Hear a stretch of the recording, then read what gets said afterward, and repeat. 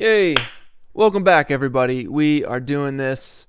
This is the 7th week in a row that we've gotten together and done something cool basically on the computer, in CG.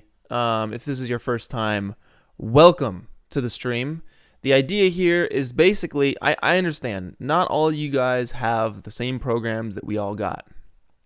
Currently, I'm using Cinema4D.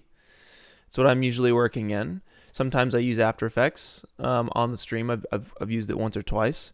But, I get it. Not all of you guys have Cinema4D and not all of you guys have After Effects. But this time on Saturday from usually 12 to 3, 12:30 to 3, this is the time that we all have to come together and practice the stuff we love doing, practice the stuff that we want to get better at. This is the time. And hopefully you guys are doing this once a day for about an hour. If you suck at something and you're trying to get better at something, do it once a day for an hour. That's all you need. Wake up a little earlier and focus on your craft. Wake up a little earlier and go for a run. Wake up a little earlier and draw. Whatever you have to do to get better at the thing you're trying to get better at, just do it once a day for an hour, and I promise you, if you stay with that, if you keep consistent, you will get better, I promise, and it's like the most satisfying thing in the whole world. So, this week, Saturday, is our time to get together and do it together, right? And, over the last 7 weeks, the last 7 Saturdays, this thing has grown into a really, really cool thing. I always look forward to it every single week. Even though I'm busy as heck, this is the time to get together and do something cool. So, welcome. Let's see, announcements. So, if you guys don't already know, there is a Discord channel that you guys can post all of your work on. You can request tutorials and all this and that. And it's slowly being built out every single week. So I really appreciate you guys using that. If not, it's in the description of this video here. You can go ahead and sign up for the Discord chat. What else? Anything else? Oh, so today, Melanie actually made a really nice suggestion here in the chat, and she said, how about doing that space scene today in honor of the late Freeman Dyson? And I think that is a fantastic idea. So today we're doing a space scene. I'll be using Cinema4D. And if you guys want to follow along in Cinema4D, there's actually a really cool website that you can download free high-res space textures. And that is solarsystemscope.com/textures. And I actually dropped a link down in the chat. I will do it again for you guys. And there's actually a video copilot. There is a video copilot plugin called Orb, and I think Orb is free. I'm pretty sure Orb is free. Wrong video copilot. And if you guys want to follow along and don't have Cinema4D, maybe consider downloading Orb. It is a free plugin by the man, the legend, Andrew Kramer, at videocopilot.net. Head over there, download Orb, and start messing around with some of that stuff. Even if you have to just leave this stream going on in the background, turn down the volume, watch Andrew Kramer do his thing in Orb and make a cool space scene, and then come back to this stream and let's see how we're all doing together. Let's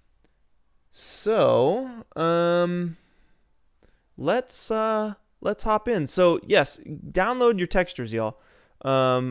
From that website, that solarsystem.com website, scope.com/textures, and you can see here, you can get all these high-res 8K textures from all the different planets. You got Earth, day, night, clouds, normal map, specular map. We got stars, we have fictional planets, and this is just a super, super cool website with a lot of cool assets. So go ahead and download those. I'm going to hop into Cinema4D and get started right away. Last thing here, this is the time. If you haven't already joined the Spotify playlist, it's in the description of this video, guys. It's called, what is it? ambient music for VFX and editing. It's just a little playlist I put together for you guys. Right now, I am listening to an artist called Warmth. And I just discovered this guy a few weeks ago, and I'm in love with his album, Home. So I am listening to currently the album Home by Warmth. I wish I could play it on the stream, but I can't monetize if I do that. And if you go to the bottom, the second half of the album is all basically just remixes. So I'm listening, starting from the top and working my way down. And this is going to be the perfect time for some ambient music. So let's get to it. CG Studio, thanks for the super chat. If you guys don't know, that is a super chat. I enabled that thing like 2 weeks ago. So I appreciate you. He says, hey, how are you doing? What's the plan for today? CG Studio, we're doing a space scene. So let's get that ambient music going and jump on in.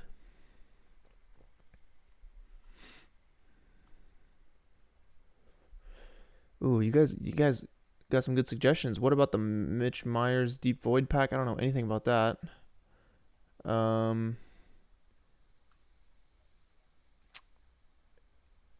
man, welcome. Welcome everybody. Welcome. It's kind of tough to do, to talk and do this and read the comments, but hey, we're gonna make it happen, y'all. Okay, let's just render our scene. Right now, I have, I'm using Octane, right? If you guys are using Arnold or Redshift, that's fine too. I think they're basically all kind of very similar. But I got an Octane Sky right now, and I'm using HDRI Link from grayscalegorilla.com. They are the best source for tutorials, really. That's how I learned how to use Cinema4D. And they have a lot of great plugins and assets. So head on over to grayscalegorilla.com and check out their goodness. And actually, we'll be using a lot of their stuff today. You'll see here. So we want to make a space scene. And what do you need for a space scene? Well, you need a planet, probably. So that's why I have a little sphere here. Let's scale this guy up. I don't know. You're not going to get it as big as a planet, but let's just set it to 20 meters. Zoom on out here. So it's a fairly larger scene, right? Segments, let's go to 200. We want to smooth this guy out. Let's go maybe even 300 and see what that does for us, because we're going to be adding some displacement and some normal maps to actually, to actually give this planet some texture and some shape. We're going to put some clouds on it. You'll see some nice shadows all over this thing. It's going to be sweet. I'm going to delete the plane. And let's just start with a basic material here. So let's save our scene first, because y'all don't want to have a program crash on you, do all this work and not save your scene, right? What is this space scene? And one note. So after I did that stream last week with the tree and the sticks and the heads and everything, I had to go to Texas and do a whole crazy week in Texas with the Black Rifle Coffee Company and Corridor Digital. And man, it was some hard work. And I didn't have time to finish that render, but I'm going to finish that render because it's so freaking cool and I want to get it done. It only just needs another 30 minutes worth of work. So hopefully we'll get a nice little render here today. And then after this stream, I'll probably just wrap that other one up from last week. Y'all are awesome. You all are awesome. I really appreciate your comments and your guys' enthusiasm for these streams. Hello from India, Rajdeep. Welcome. I want to make it out to India one day. I know it will happen. I'm very excited for that. Bebo says, I can never think of anything to render. Man, I was kind of in the same boat. I love drawing. I had loved drawing since I was a kid, and I could never think of something to draw. But something that always helped me is I'm a big video gamer too. So I will get inspired by video games, and I drew a lot of different video game stuff. And you know what? Let me show you guys something. This is my old art book here. This is old stuff. And I could never figure out what to draw, but I kind of just drew the people I enjoyed and the games I enjoyed. So I'll give you an example here.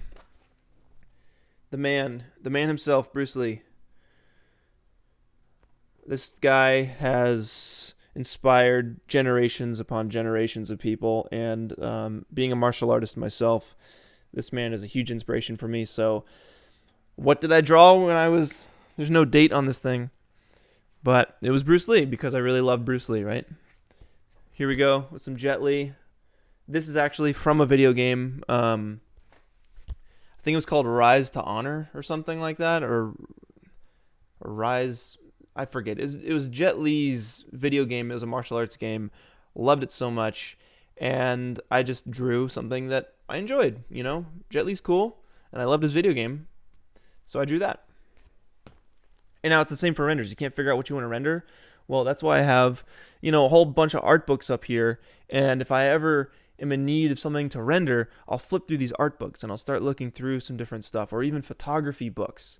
And I'll flip through these photography books and figure out, like, what do I want to draw? What do I want to render? I have no idea. What's inspiring to me right now? So I'll flip through all this stuff and get some examples. Ooh, here's I'm a big Tekken fan. Oh god. I'm a big Tekken fan, so of course Jin from Tekken. And your boy Leonidas. What else do I got? What else do I got in here? Oh, this is old, man. 2005. 2005. One of my favorite games of all time, Ratchet and Clank. I just drew the cover because I didn't know what to draw. But I'm like, hey, I like Ratchet and Clank, so I'll draw that. Long story short, draw what you love. All right. So let's load these textures in. Hopefully at this point you guys have downloaded those textures.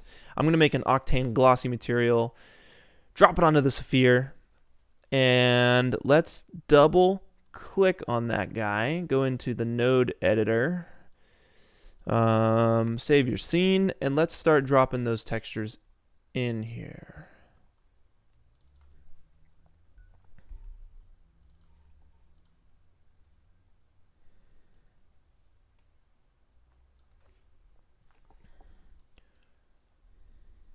Oh, come on. Already with the crash, man. I feel like when I drag and drop textures, that's when I get crashes. Let's read some comments.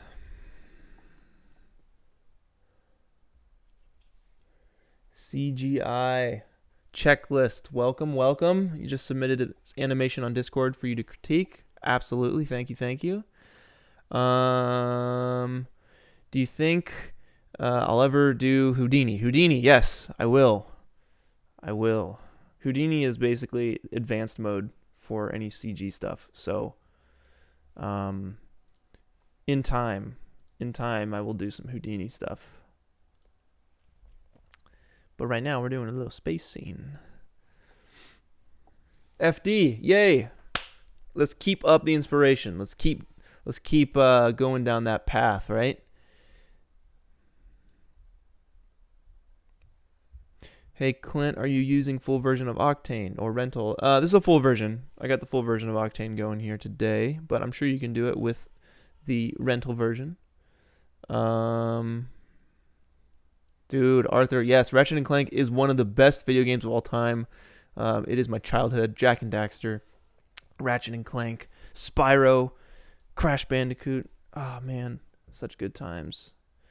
All right, so I'm just going to load these materials normally here. I'm in the diffuse tab. I'm going to just load an image. And let's go ahead and load our Earth Day texture. You can just hit no on that. And look at that. We have, you know, there's Australia down there. Nice little globe. Beautiful, beautiful.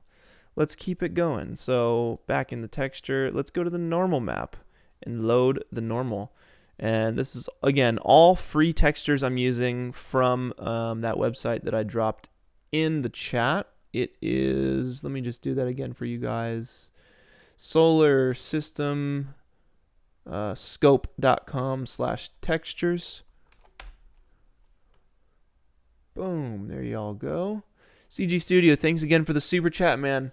Have I ever tried Blender? He asks. I have not, actually, but Blender is a fantastic program because it's free and it's super, super powerful. So if you guys want to follow along, please download Blender.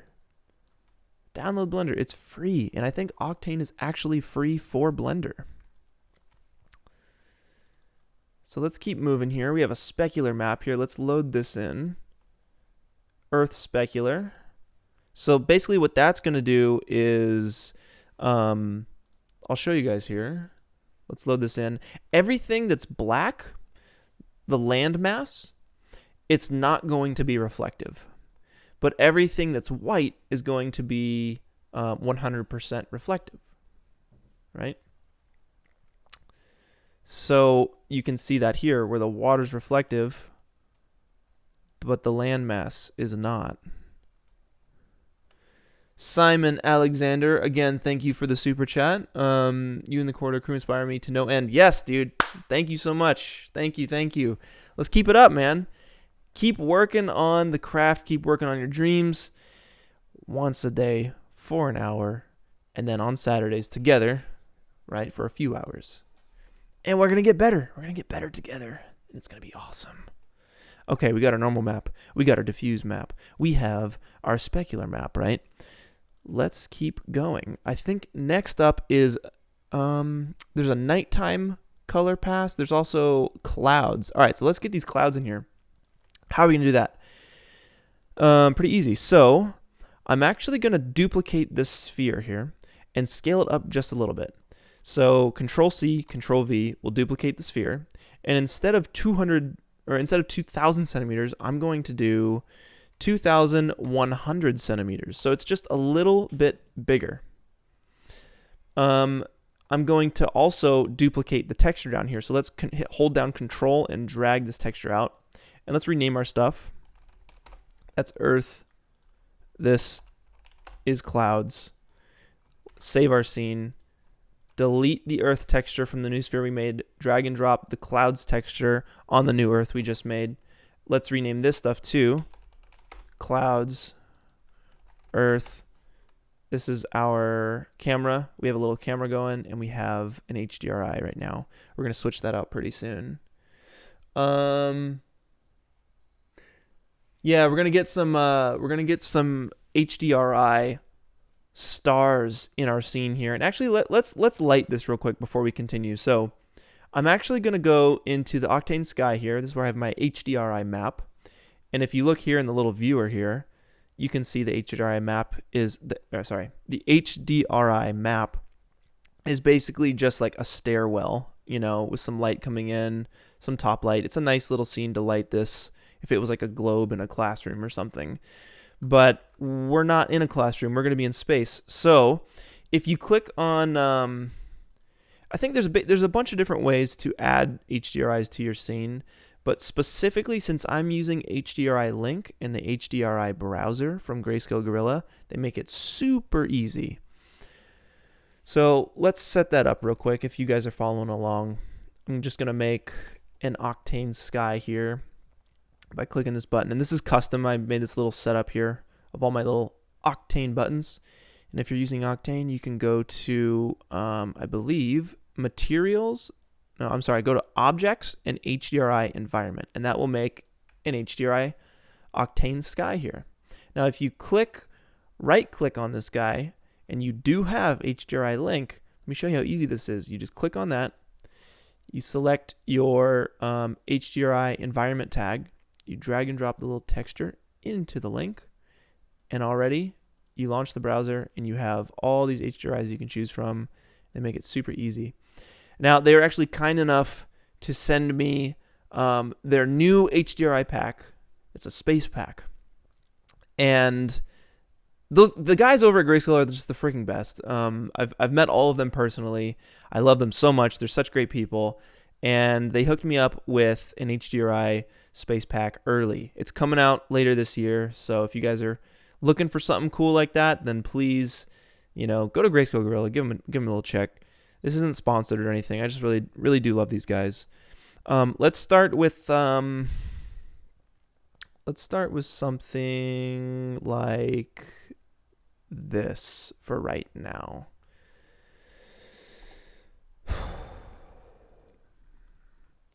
Boom. Now we do need a sun. We need to pair it with a sun. So if I make, let's see, an Octane daylight, or if you go to objects, lights, Octane daylight. Now there's also Octane planetary, but I've never messed with this. I don't even know what this does. The planetary environment. Which is funny. We're doing a space tutorial, but I'm not going to use the planetary environment in Octane right now. I'll just use the daylight. And I'm probably doing this all backwards. The sky color we will set to... Actually, we're going to use our HDRI map as the sky color. So if you check the box here, mix sky texture, it's going to use the HDRI image that you have set up. And hopefully... Why is that not working?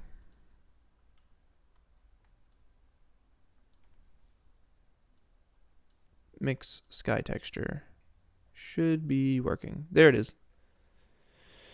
So now you have your sunlight, which is pointed in the direction of this line. Let's just come at it from, some side light action.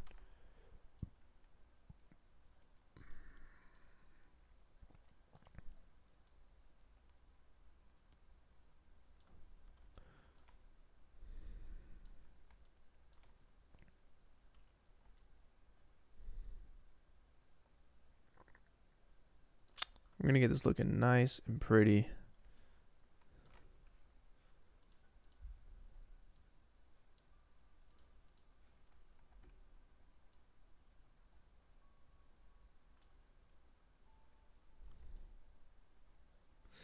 I'm going to switch out the background here with just some classic stars.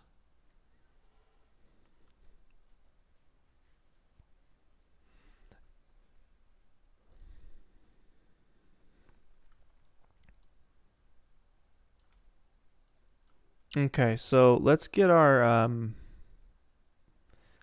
clouds going. So this is going to be pretty sweet. Basically, if you go into the little clouds material we have set up, I'm going to go into the diffuse, or go into the node editor here. And let's get rid of the normal map. Let's get rid of the specular. And let's get rid of even the diffuse.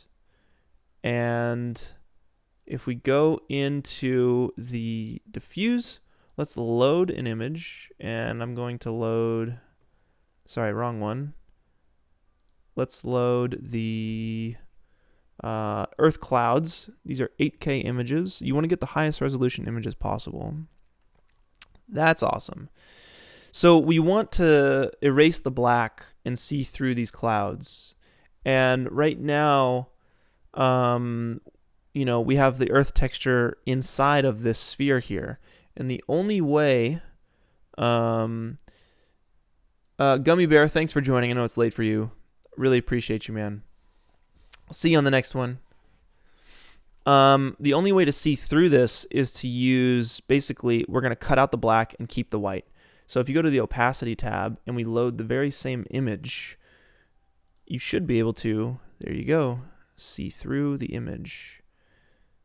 Just like that. So let's actually tweak the contrast here of the opacity map. I'm going to scroll down, let's drop a gradient on there. And this is basically just like a basic levels. And let's crank the brightness So these clouds should really be coming through. And let's move this middle slider around and see if that does anything for us.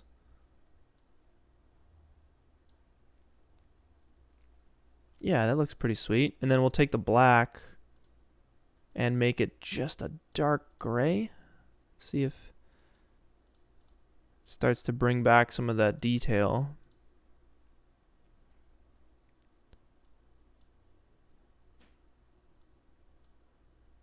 Awesome, awesome.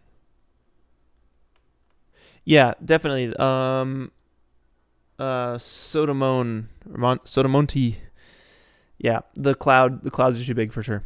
So I'm gonna hit T and just bring this down until you see the earth, and then boom, they're just right above. And if we have a camera here and we go like 300 millimeters, you see how it's like pixelated? That's because we're using an 8K resolution image. You want to use a 16K resolution image if you can. So maybe once we have our scene fully set up, we'll go to Google and we'll search for a 16K resolution image and see if we can't get anything that's a little bit bigger. Because you're not going to be able to get close to this thing unless you have a higher resolution image. All right, so I think planets look sweet from basically the side where it's mostly dark, you know, so you just have like a streak. You have a streak of, yeah, something like that. That's beautiful. And what are we missing here, guys? We're missing a few things. We're missing the, I'm going to go back to 24 here, zoom back in. We're missing basically the atmosphere, and we're missing the specular highlights around like the ocean, right? We want the ocean to shine. So if we go back to our earth material, okay, and we go to the roughness tab, right? Roughness basically, and I explained this to you guys before, right? As an example again, you have specular highlights on, say, the phone.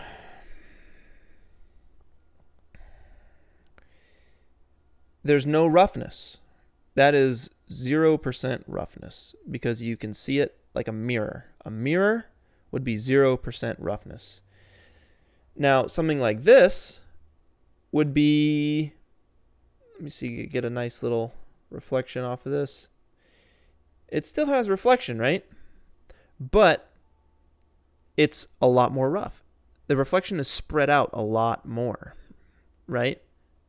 So that's what we want to do with the water. We want to increase the roughness on the water so that the reflection is spread out a bit more. So if we go to the roughness, let's just crank that to 0.2, and there you go. Already you can start to see that look start to come up. Let's go to 0.5. Awesome. Save the scene. Now with Octane, we have some really cool camera features. If you go to the camera tab here and go to camera imager, let's do some cool stuff.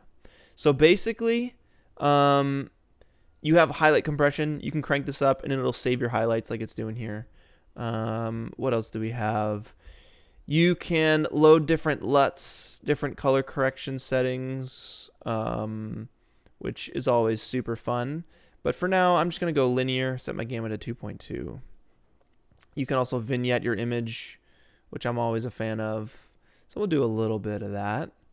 You can crank your saturation. You know, it's basically like color correction settings over your final image.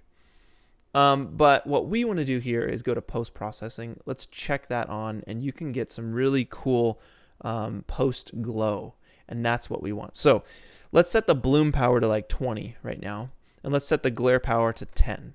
And usually I do, the glare power is half of the bloom power. So if the bloom power goes up to 50, I'm going to tab down and set that to 25. Next, what I'll do here is set the glare blur to 1, and that's really going to just you know, have it be more of an atmospheric kind of glare than, you know, your star look, which I think sometimes is nice, but in this case I usually like to blur it out. And this is far too much, so I'm going to drag the cutoff, which I think is a new feature in the new Octane, and just drag this up until it's just blowing out just the highlights, you know? It's just glowing the highlights and not the rest of the earth. Glare amount, let's do let's start cranking these settings. Like that's pretty cool.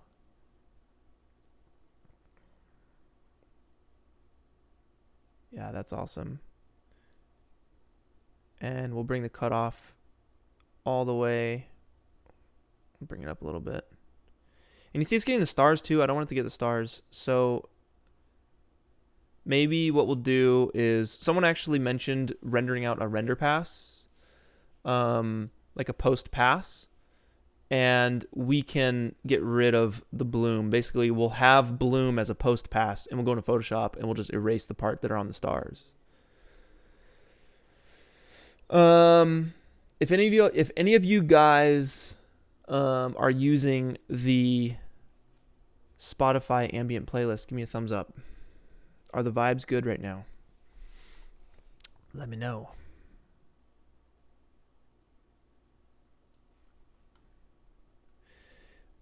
Neocat says, I never do vignette in Octane. It's a nightmare to comp. Vignette only in post. Yeah, I agree with you, man.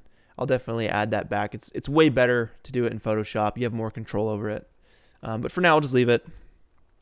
Let's keep going. So we have our clouds. And I wish there were more clouds. I wish there were more. So maybe what we'll do is go to the old Google. And let's do something like Earth Cloud Texture. And you should be getting some cool results. Let's go to Images. And if you go to Tools, Size, set to Large.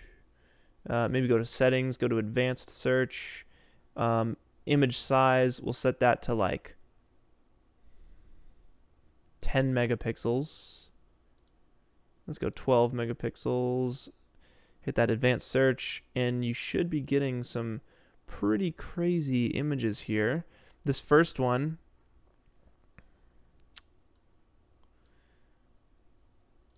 let's see, 8,000 by 4, that's 8K. I know there's a 16K one floating around here somewhere. Same for an earth texture.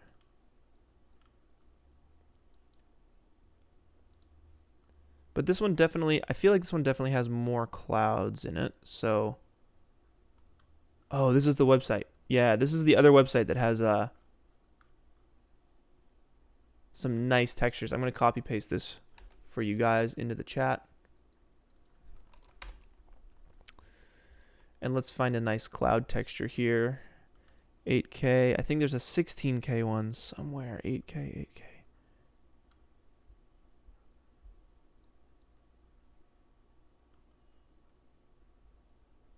So I'm going to pick one that has more clouds. Generally more clouds. Let's try this one. Boom. Save that.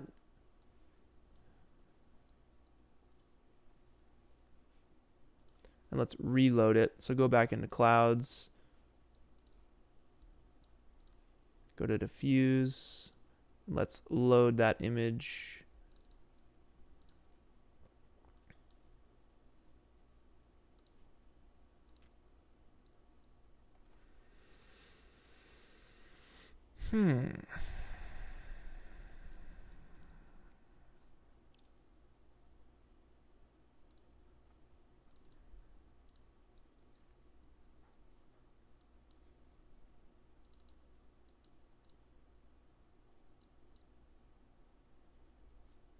Interesting.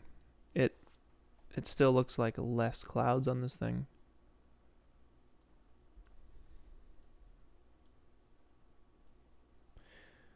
We can honestly do make another cloud material. So we'll duplicate that again.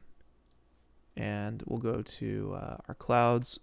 We'll duplicate the clouds. Let's set the radius to just another 3.4 centimeters. So it's going to be 2006. Let's reload our material, place it on the new clouds, and switch these back to the other cloud map. And that should give us some more clouds. Reload our scene.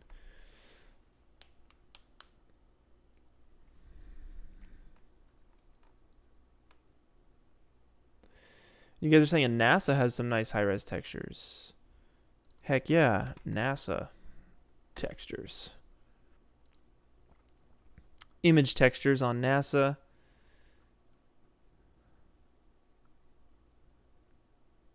Let's see here.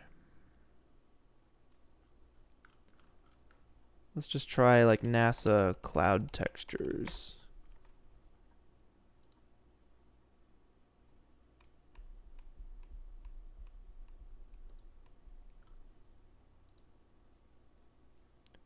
Oh, here we go.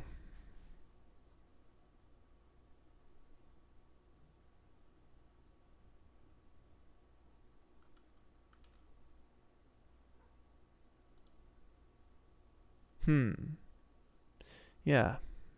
Oh my goodness. 21,000 by 20. All right, I'm just going to download this because it's massive.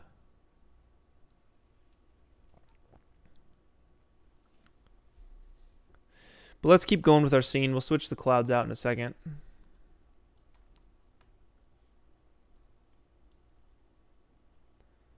going to take off the post glow momentarily.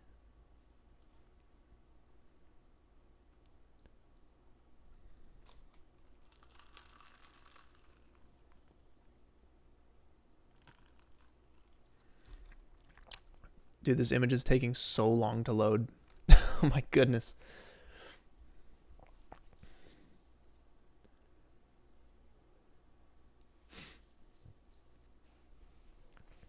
So I want to view this Earth through a spaceship porthole. I think it would be really, really cool. It'll give it a different perspective than just your everyday average Earth shot. So last thing I'm going to do, though, is I just want to give the Earth some atmosphere. So we'll do that. It's actually pretty easy with some Octane fog.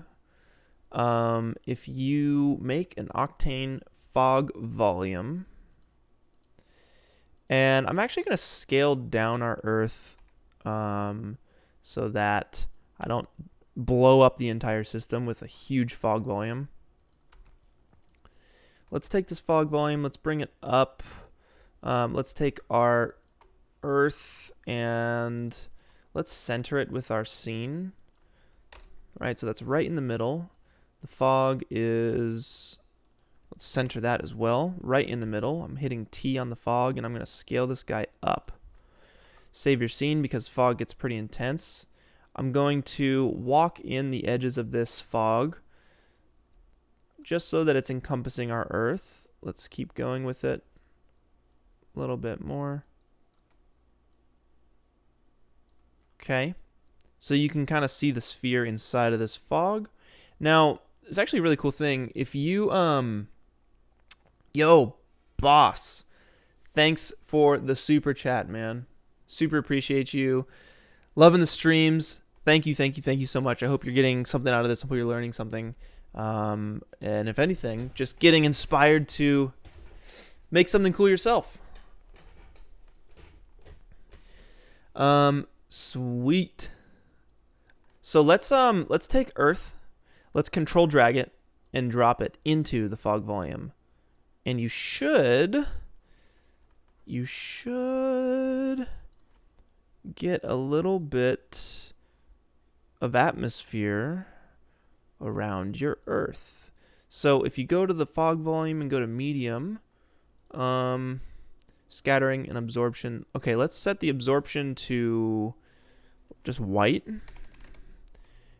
Go back and set the scattering to a blue.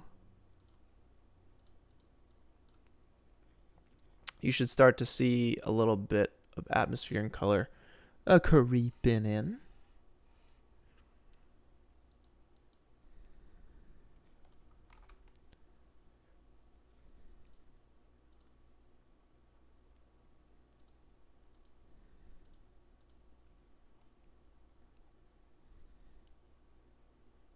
And let's take this volume here and scale it up.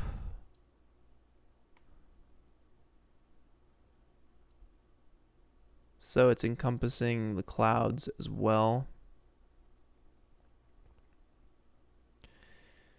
So we need to keep tweaking the settings here. I think the absorption needs to be more of a blue as well.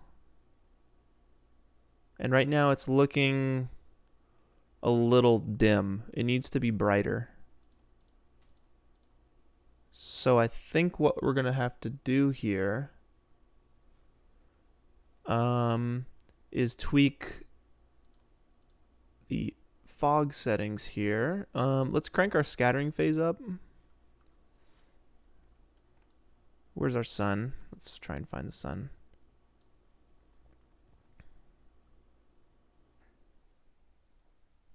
Here we go. Starting to come into shape here. Let's turn our glow back on.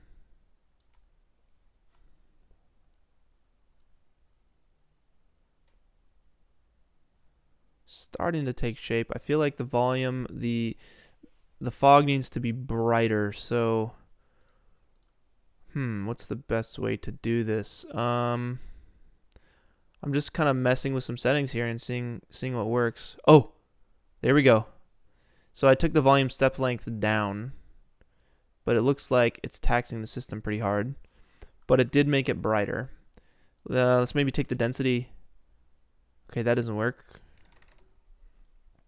Density 200. And I'm just finding a nice balance here.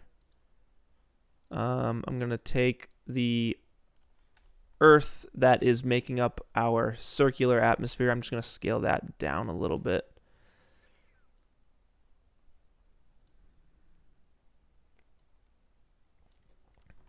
Okay.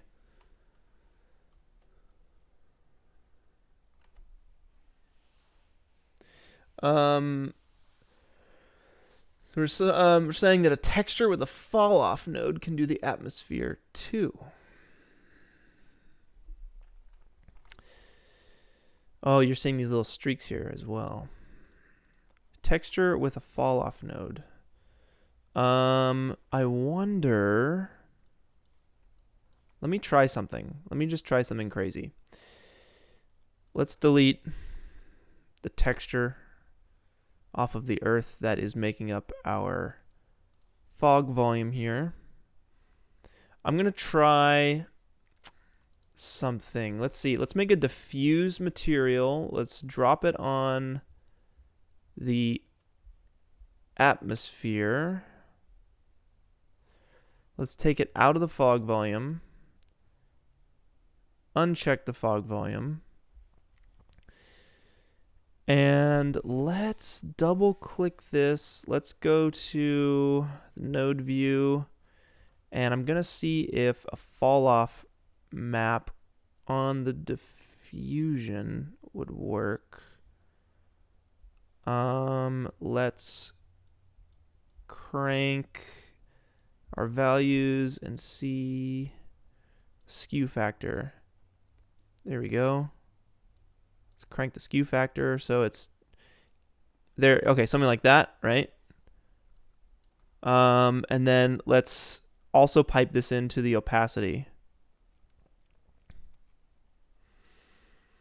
All right, so not quite giving me that blurry, hazy look I'm looking for.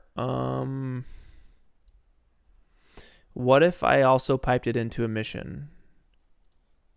So emission is going to give you a glow. So whatever is white, it'll glow that color. Let's just try that. Ooh, okay. We're getting closer. And it's not as render intensive, but we don't want to see the atmosphere on the dark side. We just want to see the atmosphere on the part that the sun is hitting. Okay, yeah, RGB spectrum on diffuse, agreed. So let's go and just pipe in a gradient into the fall off, and white will now be like a light blue.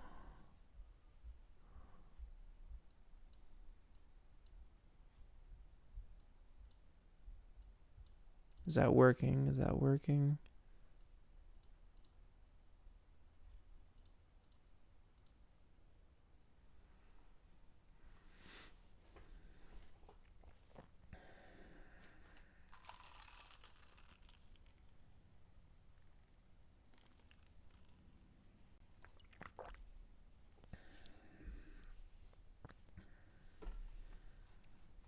So I need to cut it off at this eclipse here on the backside.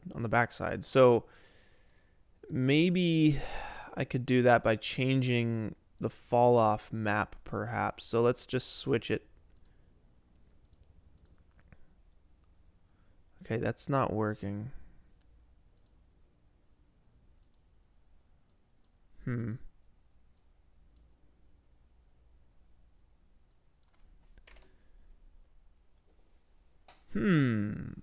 Yeah. Not quite sure how to get this one going.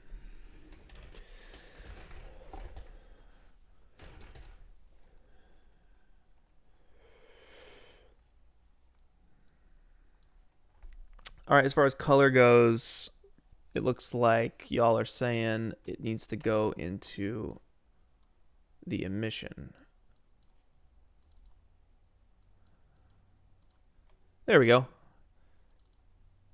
Who was that? Sotomonti. Thank you. Thank you. Y'all dropping these facts on me. I love it.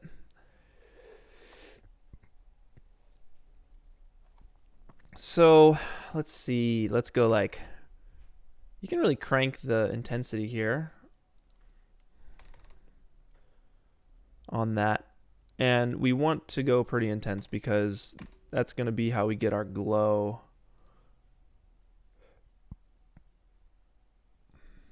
But we don't want it to be on the backside.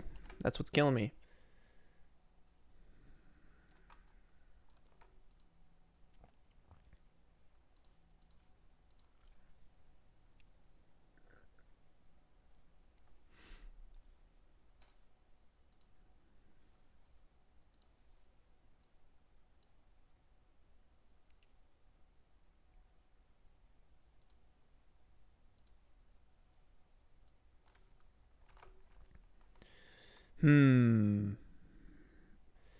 Yeah, not sure if I know how to solve this one. This is a tough one.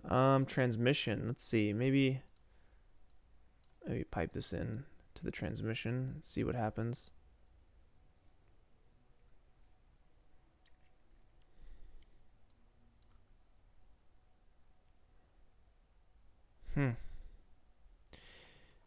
Maybe what we could do is render out a pass of this and erase it in Photoshop on the dark side. And yeah, Vincent, Video Copilot Orb is amazing for what we're doing right now.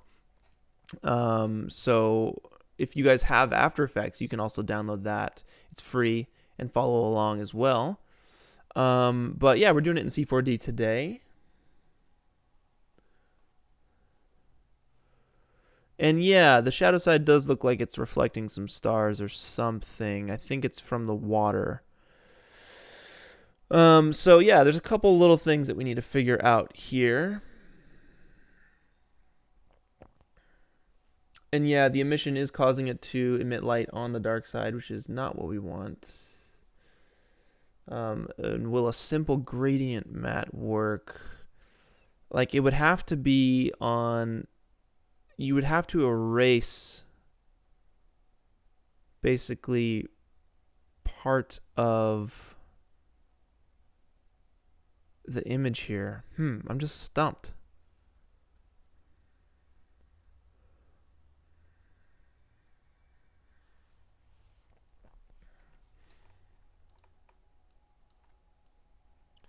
So it's the opacity that's getting us, right? I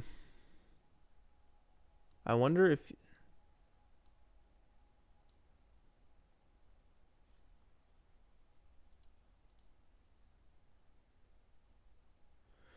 Oh, interesting. Okay. There we go. That's starting to do it. And then I guess you would just have to like rotate.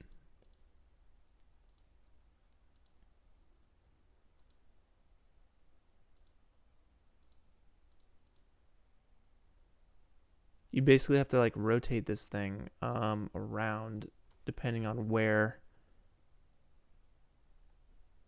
your shadow is at.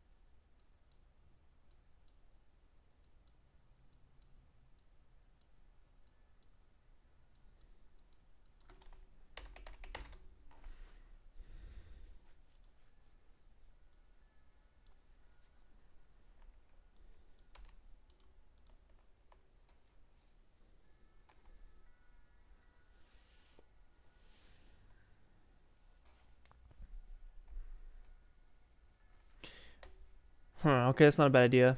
Invert it once I get it to cover just the dark side.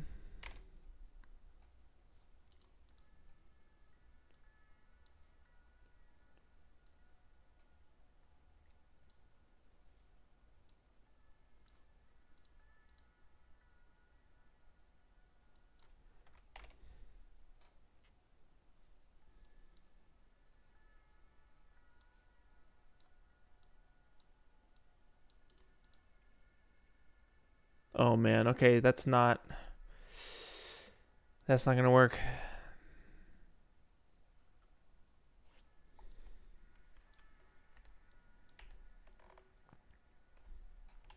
All right, so here's what we'll do. Instead of focusing on getting hung up on this atmosphere business, what we're gonna do is move on and create the rest of our scene. And then we can start focusing on the details. So, in the meantime, let's just get back to setting up this window, this porthole deal. I'm going to turn off this glow. I'm going to turn off the bloom. And I'm going to, let's see. We have this fog volume that's kind of giving us a little bit of this glow that we're looking for, but it's not the best. But it is giving us the kind of highlight side atmosphere and no atmosphere on the shadow side. Okay, so let's see. DA or Die is saying create a new node, RGB spectrum, blue in the diffuse, fall off node in opacity, and boom. Yeah, but here's the thing: is the fall off node in the opacity is not working for me. I mean, like, you're saying basically. I mean, that doesn't look half bad right there, actually. But basically you're saying is.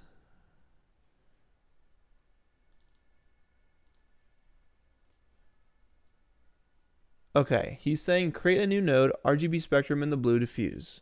So RGB spectrum, let's see if this works.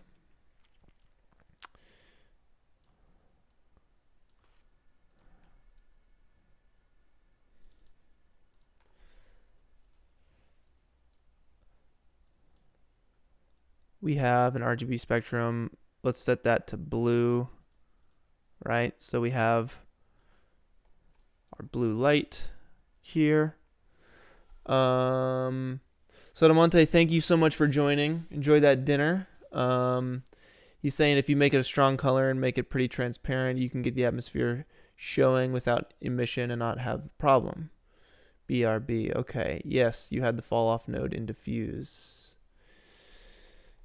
All right, so let's just give this another try. So the RGB spectrum and then the fall off node is in the, you say opacity? Fall off node in opacity?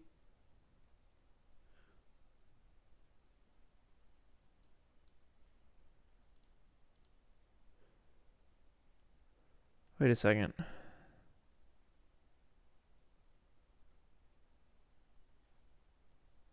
Wait.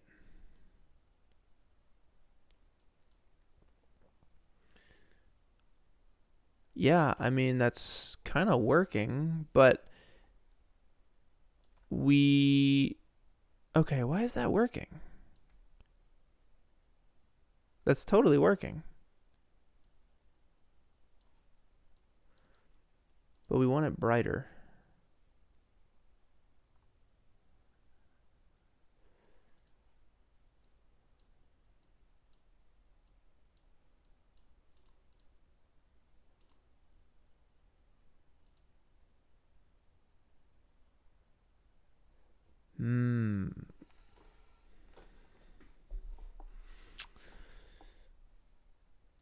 Yeah, so is there a way? Maybe instead of diffuse, it's a glossy material that is set to a chrome with a ton of roughness.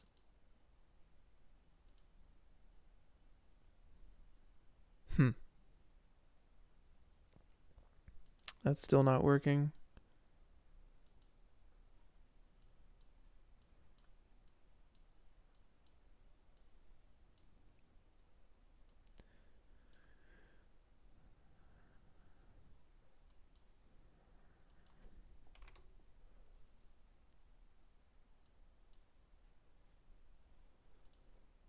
Thanks for bearing with me, all. I'm learning too.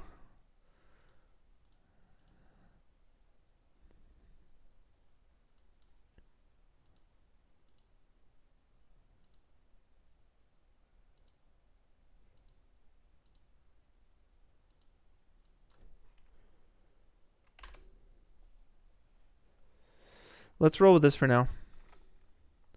I definitely want to make that edge brighter. But let's make a porthole. So I'm going to actually make a new scene.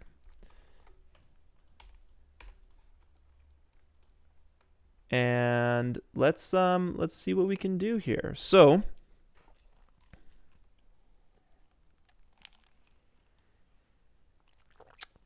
Emu. So today we are making a space scene. And right now we're going to model a little porthole to view the space scene through. Awesome. Okay, so if you go to Google and we type like ISS Porthole, you'll get some images. And you always want to reference stuff. So something like this, you know, basically like an airplane porthole, but circular. Bunch of different layers and bits of detail around. This is a nice one. I like this. So let's try something like this. It has a few different layers to it. There's a lot of like metallic textures. There's this like ring with different circles in it. I like this one a lot. So there's like a couple little gadgets here too. So I wonder if you'd be able to download it from TurboSquid as well. Let's try it.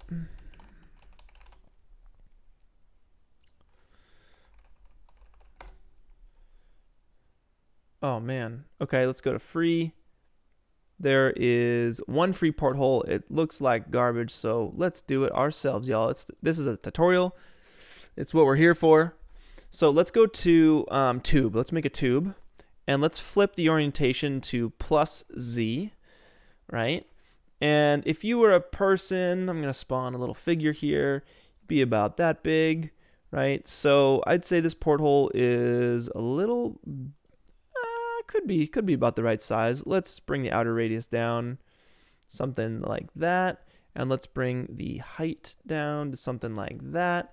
And if you were looking through this porthole, you'd be something like this right here. Pretty spacious. So let's delete the figure.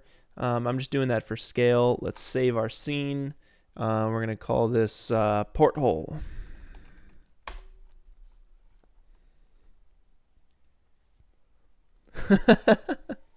Yeah, you can relate to the TurboSquid moment. Lasha, yes.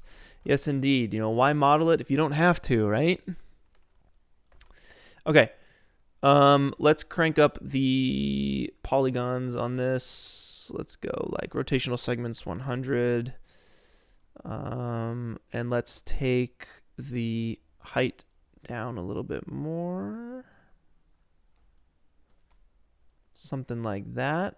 And let's just hold down shift, and I'm gonna use the little deformers here. Hold this down. I'm letting go on bevel, and if we come in here, you can see that the bevel is totally like breaking our model apart, which is not what we want. And I wonder if there's a checkbox inside of the tube to kind of alleviate this. And I don't know if there is. Basically, what you're gonna have to do is make the tube editable by hitting C. You have to select all your polygons with Control A and then hit UO. And that, if you right click, UO is optimize. You want to optimize your model, and then now the bevel will work. And I'm using a bevel deformer so that I can have more control over this thing. I don't want to bake the bevel in. So let's set the subdivisions to like 5. Let's go like 2.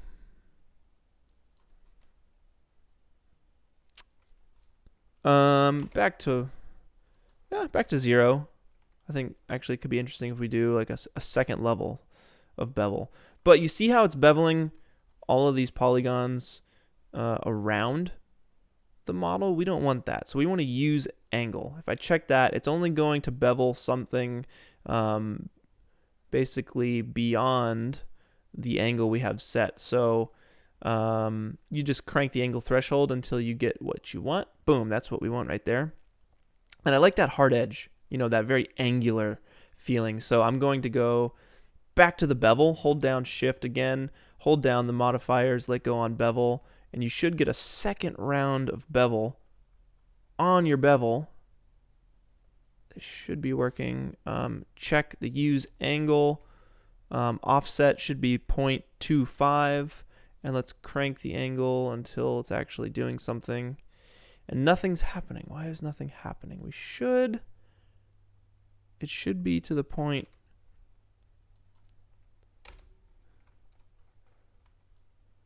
let's see here. It should be to the point where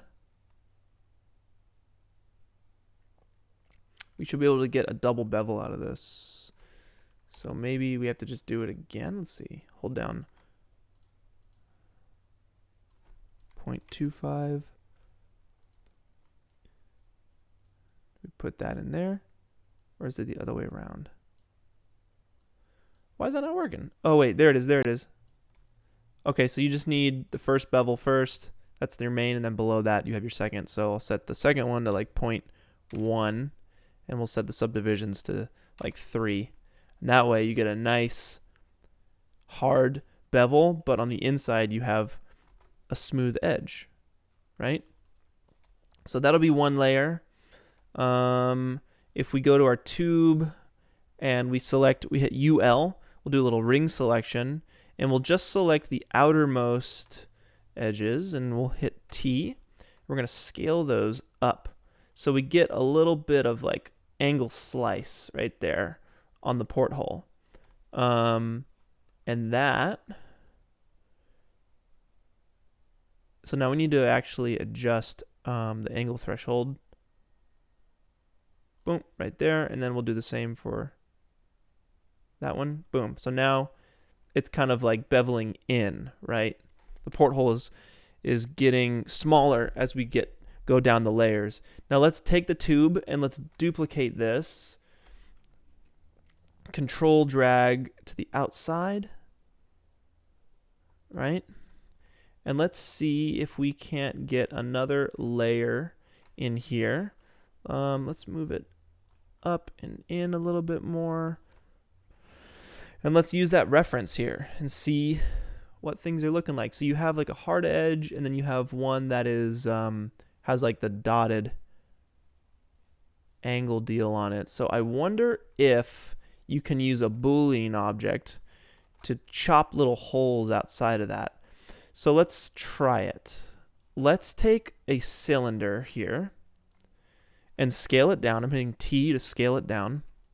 And basically what I want to do is stick little pegs out from around this window, and we're going to chop that out so that there's little holes, right? And Lasha, yes, I did just bevel a bevel. Absolutely. And it's all editable, so we can change those at any point. So from here, I want to duplicate this using if I hold down Alt and go to MoGraph, I'm going to use a cloner. I'm going to clone this cylinder in a radial fashion around this little tube we have. So you can see by default, they're getting stacked linearly above. There's 3 of them, and in the mode, it is set to linear. So we're going to change that to radial, and already you can see how it's doing what we want it to do. So we just need to tweak a few settings here. Let's take this and move it so it's actually lined up with this first one, so let's leave it that way. We need to scale down our cylinder so that it fits right in there. And we set our tube to have 100 radial segments. So if we set our cloner to say a count of 100, you should have one cylinder for every polygon. And if we offset it, start angle, if we offset it just a little bit, you'll be able to hit each cylinder to each polygon, right? And we'll adjust it so it's just in the middle. It looks like it needs to come down a little bit more, so 2.2. That looks about right. So now we have a cylinder for every single polygon.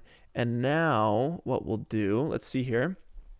Let's take our cylinder. We don't need, the cylinder doesn't need to be that detailed. So let's just set it to 12 rotational segments, maybe 16 rotational segments. That should do, let's try 18.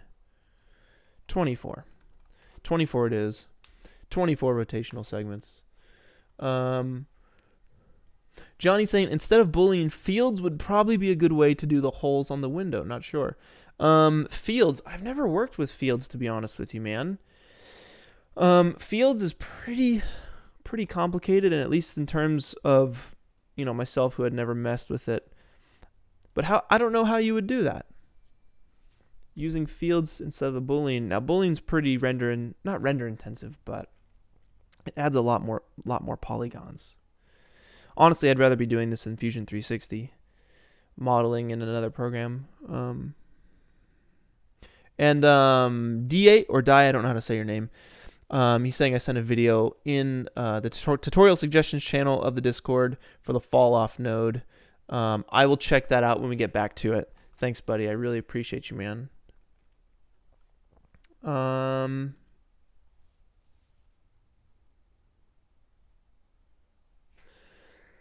By fields, you meant volume modeling. Interesting. All right, let's keep this up. So basically, we want to take this tube, right? We'll call this. We'll just leave it. We'll leave it as tube for now. In the cloner, we'll just call this rivet holes. Okay.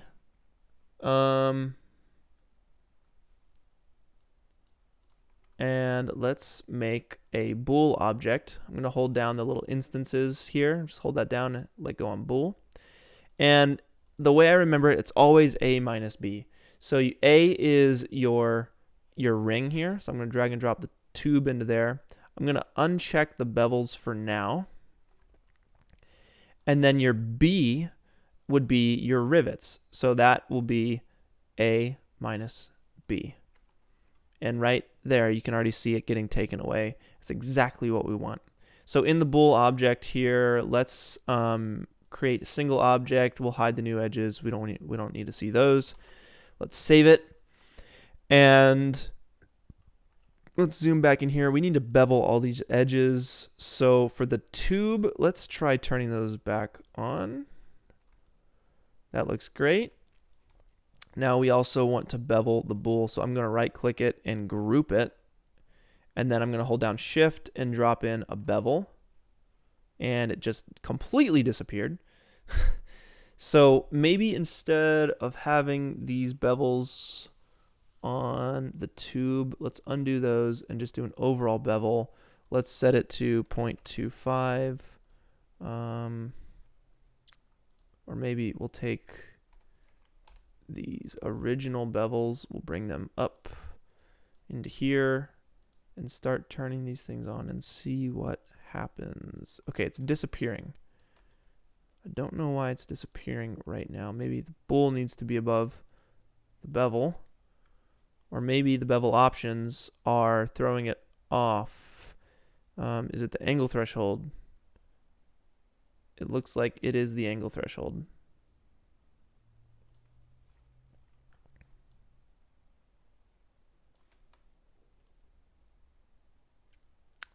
So it's very subtle. Angle threshold 90, let's see, 91. Let's just turn off the angle threshold deal.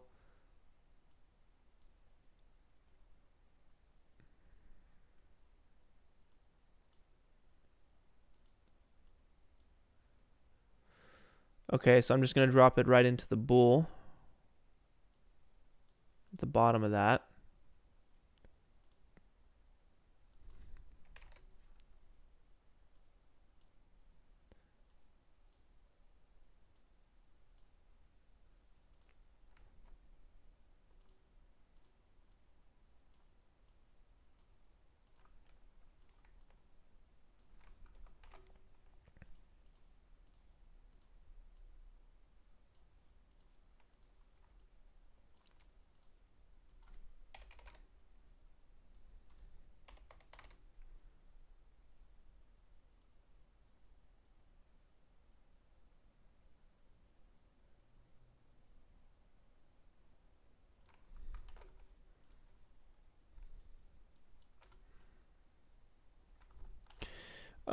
Douglas, the shrimp, welcome. We're making a space scene right now. I'm modeling a porthole.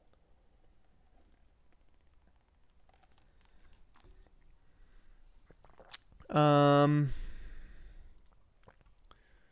I'm trying to figure out how to bevel just these outer rings here. So let's see. This should just work.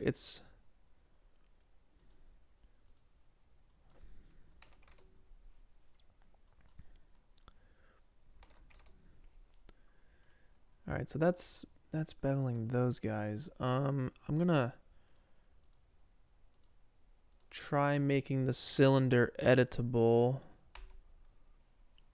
And optimizing the edges there. Okay.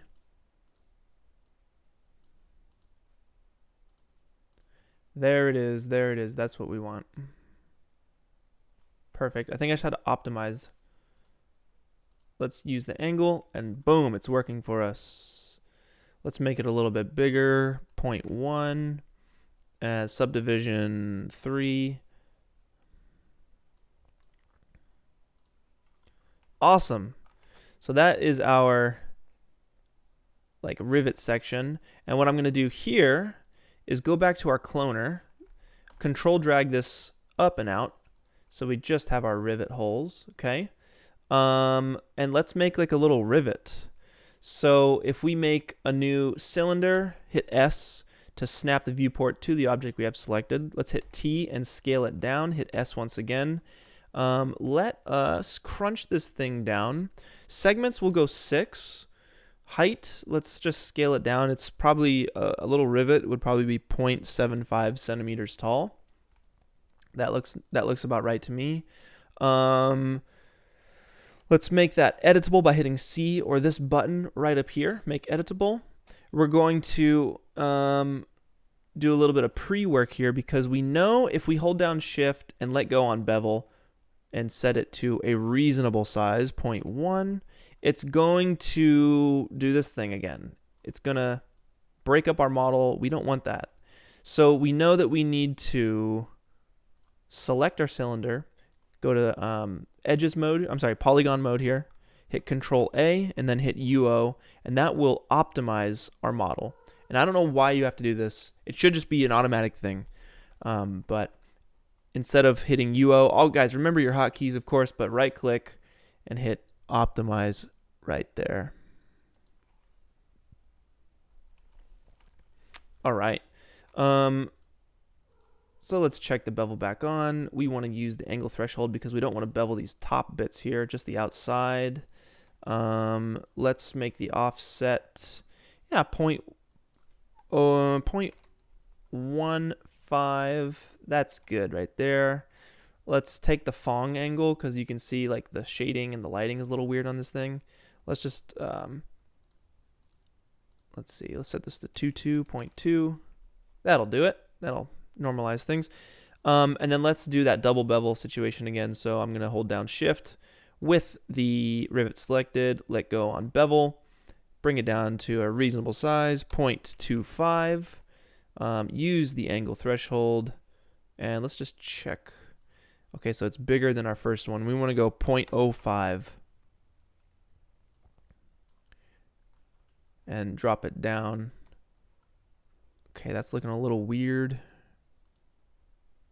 Let's go 0.01 and adjust the angle threshold so it's hitting all the edges. Boom, right there. That's looking nice.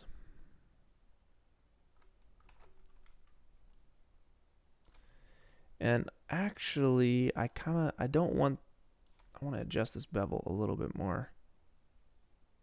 There it is. Boom. That's what we want. That's what we want right there.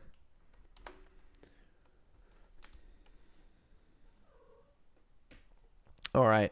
So now that we have this bolts, let's go ahead and place it in our cloner that we duplicated. So that's called rivet holes. Let's rename this to bolts, and we will replace the cylinder with the bolt. Make sure you guys name your stuff so we can stay organized. And now we have bolts inside of these little holes that we had made here. So let's adjust the cloner here. We want to push them out a little bit further. So let's up the radius. Yep, that's looking about right. Let's go 51.5, 50.5, 50.8. So they're sitting just in there. And they need a little bit of rotation because the holes are angled inwards. So let's go to transform and rotate them on the Y until they line up boom, just about there. And then we do want to scale them up a little bit. So under the bolts cloner, if you just select bolts, hit T, make sure you are in model mode, so you select the entire thing. Hit T and just start click and drag, and these things will start to scale up. And then from here, you should be able to randomly rotate all of these by selecting bolts and going up to MoGraph Effector, Random. And now they just went all over the place, but that's okay. If you go to Parameter in the Random modifier here, you uncheck Position, and we want to check Rotation. And I believe it should be the second option, the Y. Nope, it might be the first option. Yeah, just set that to 360. Now all of these bolts will be kind of randomly rotated in a different orientation to give you a more natural look. So let's save that. We have our little bolt strip here. Let's adjust the angle of the bevel on the bolt strip. So that would be under your tube, and that's your main bevel. Main bevel, and this is micro bevel. So the main bevel, let's bring that down to 0.5. There you go. Very nice.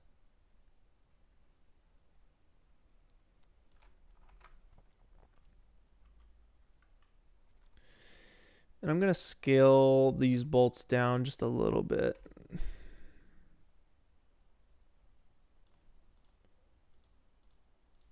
Awesome. How's everybody doing? Everyone's following along? Let's go back to our reference. Yeah, that's looking awesome. Let's make the bolts flush with the edge of this thing. So I'm going to go to bolts and set the radius to 51.25, 51.2, and that's about flush with the edge of this thing. So that looks nice, just like our reference. Let's do a metal strip in between these two dealies here. So let's go back to our reference and see what's going on. We have, looks like we have the bolt section, and then there's like a flat section. Okay. Let's actually make this metal section the front piece. So I'm going to select the, let's see, let's just use this tube we have here, and we'll move this thing.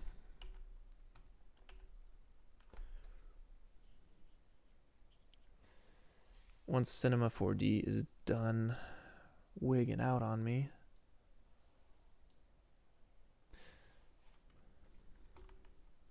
Come on, C4D. What's going on? Why is it thinking so hard?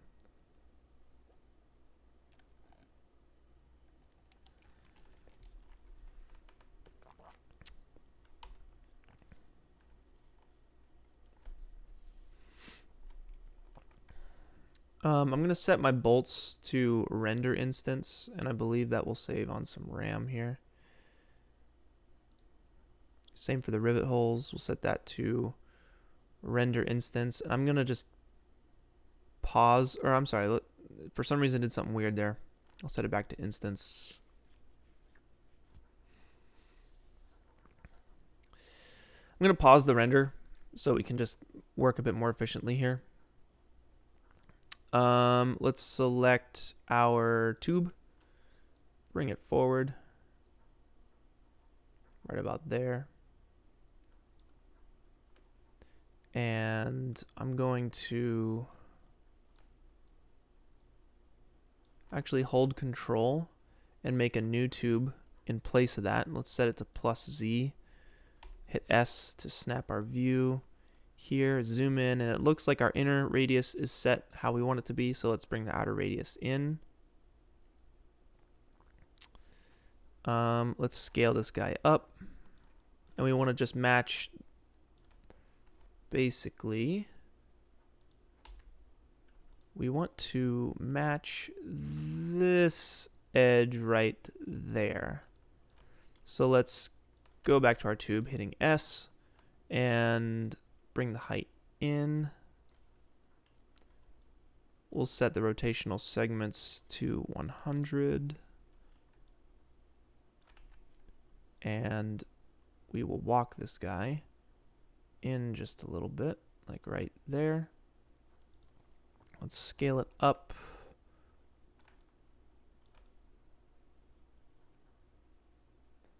Like right about there. Awesome, awesome. And we will hold Shift, select our modifiers here, let go on bevel. And once again, it's doing that thing where it deletes the edges. We don't want that, so we're going to make it editable. And we will go to the edge mode, polygon mode. Control A to select all, UO to optimize, and now the bevel should be working. So let's keep adjusting our bevel. We want 0.25, but we don't want to bevel these, so we're going to use angle threshold. That's actually set pretty nicely. And then let's bevel our bevel. So we're going to hold Shift again, let go on bevel, bring that one down below, and we're going to use angle threshold. We'll set it to 0.1, 0.025, and we'll set the subdivision to 1, and that'll give us a nice little ring here. And looking at the reference again, it's nice and reflective, so we'll come in here with like a super reflective material. Let's move this thing back a little bit and then scale it on the Z so it's a bit thicker. Perfect. Okay. And then I think we need like one more chunk, which is kind of like a 45-degree little dealy here that connects it to the glass. So this will probably be like a 2-pane glass thing. Let's duplicate this tube. I'm holding Control and moving it.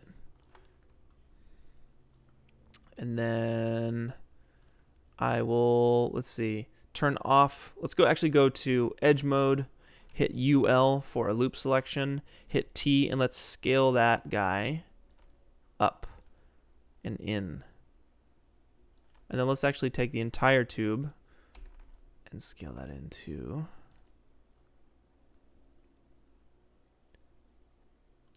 And then bring the edge in even more for that nice slice. Awesome. And let's make sure the bevel is working properly. The angle threshold needs to be tweaked. Yeah, that feels right. And then actually, I'm gonna give it a bit of a curve. So let's see. If we go to, how will we do this? Let's go to tube.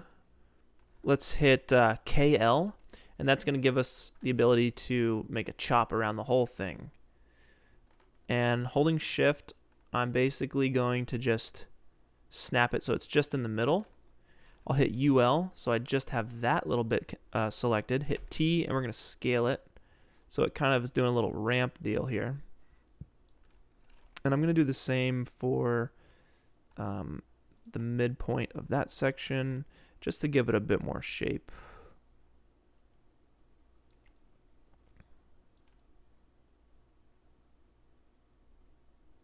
Just so it kind of ramps up into that. And it looks like our bevels are doing a good job. I want to bevel it even further, so let's change the angle threshold. Yeah, so it's getting those guys in the middle, so it's more of a ramp. And finally, I feel like there'll be a pane of glass here, right? So let's make a cylinder, which will be our first pane of glass. We'll set it to +Z. And right about there. Yep. And we'll bring the height down. So let's make it 1 centimeter. It's a thick 1 centimeter piece of glass. Boom. And then just on the outside of that will be another tube set to +Z as well. And this will just be like a little connector piece between both panes of glass. This will also be, let's make this 1 centimeter as well. Let's see, rotational segments 100. And height 1 centimeter. We'll bring that in. We'll take the outer radius down. So if the inner radius is 50, let's just say 50 centimeters, the outer radius will be 51 centimeters. And we'll make sure that is just on the outside here. We'll scale it down so it's coming in contact with the glass. Right about there.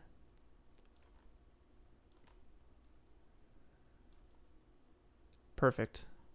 And then let's duplicate the cylinder again, hold Control, move it. And that's our second pane of glass that is in contact with space.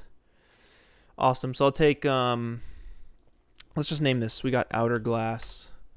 We got inner glass.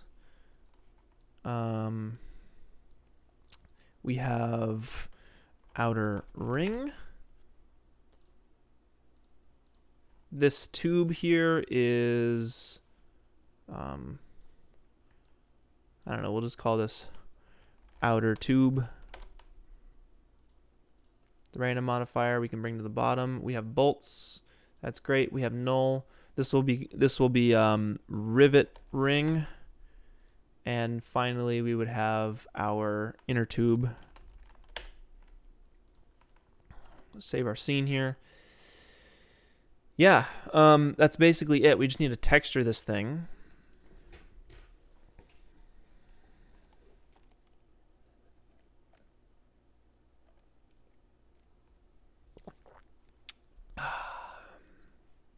So let's just real quick throw some textures down. I know I want a like chromed out texture for the outside here. So I'm going to go to index and set that to 1.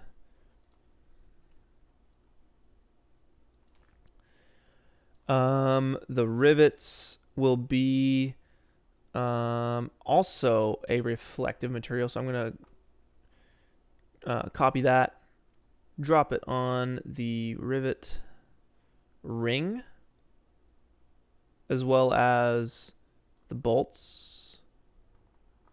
Actually, the bolts will be chromed out, so I'm just going to drop the chrome on there.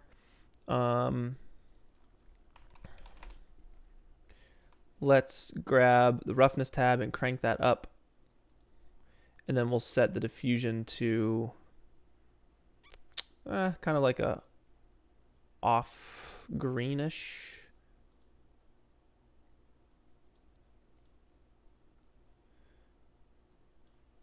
We'll bring our specular down to like 0.5, maybe 0.75.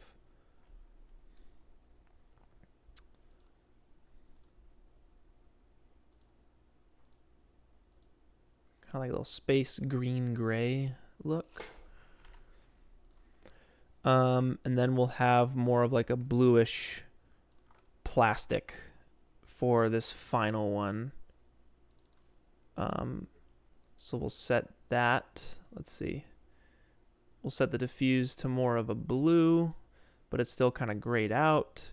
We'll go index on our glossy material 1.3, and we will up the roughness. A lot more on that. And we'll come in for some detailed texturing a little bit later.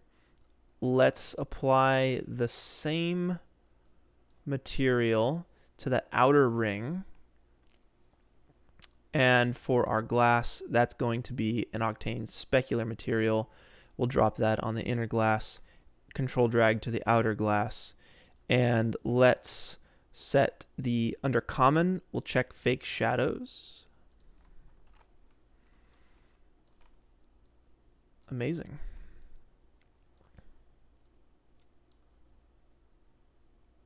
Yeah, that's super cool. And we want to be inside of this thing, right? We need to be inside. So let's make a cube. Let's make it editable and just delete. Let's see. Delete the one side there.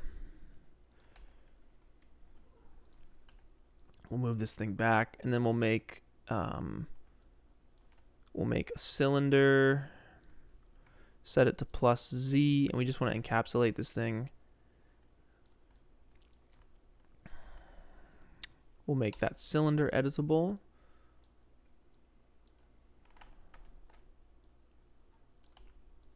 Bring it right up. I'm going to delete, hit UL for a ring selection. Delete that chunk. And we're just going to like put a cap on this thing. And so that no light can get in. Boom, just like that. We'll scale it up a little bit.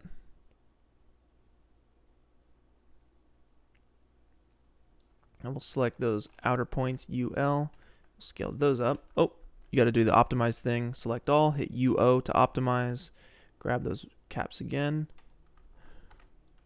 Scale them way up. And move them back. Scale them up even more.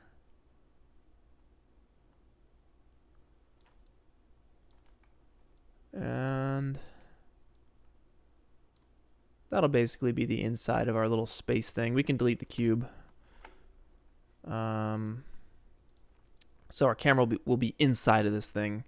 But for now, I'm going to hide it in the viewport. I'm also going to right click and add an Octane tag to it. And under visibility, I will uncheck camera visibility. So it's still like darkening the inside of this little thing here. And let's take the outer glass, the inner glass. Let's also hide those from the viewport. So they're still in the scene, but we just don't have to deal with it here. And let's take all this stuff and put it in a null object. This is called Porthole. Boom. So we got that. Let's copy it and paste it into our space scene. How's everybody doing? Everyone following along? Ugh. Oh, Sotomonte says we should make the inner part rubbery. I'm down for that. Like the in between both glasses. Yeah, let's do that. Let us do that. So in Porthole, I'm going to hit S. We're now in our space scene. The porthole is inside of the space, inside of the... What am I saying anymore, guys? I have no idea. It's inside of Earth right now. And Sotomonte, thank you so much, man, for joining. I hope you have good dreams, peaceful dreams. Thank you for the subscription and joining the Discord as well. I'm glad you found the channel as well. Good night. All right, so let's make this last bit rubbery here. Let's actually flip it around.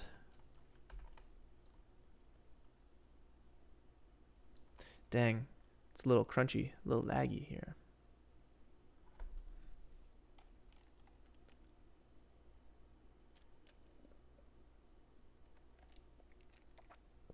What's up, Jake? Thank you for joining. Appreciate you, man. Morning from Australia. And morning from the Philippines. Thank you for joining. Panginu TV. Welcome, welcome. All right. So let us take a look here. We're gonna add some details as we go, but we want to set up our scene just a little bit more. Are we inside of our porthole? We are. Yes. Beautiful. Let's render the scene and see what we got.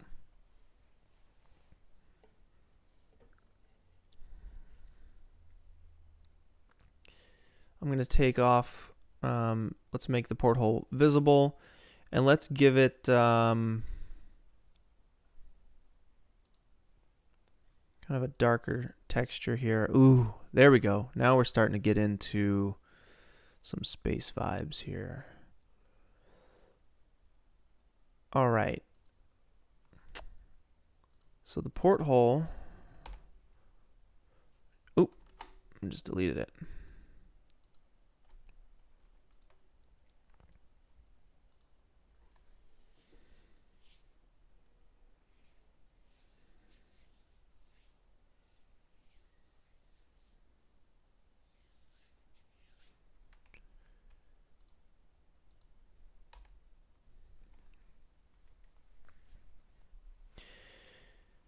Okay. So we definitely want to go for this vibe here. It looks really cool. It looks very industrial. I like the lighting a lot. You know, we can adjust the positioning of Earth a little bit. I do like center framed things. So, you know, we might do something like this. And that lens flare is super cool too.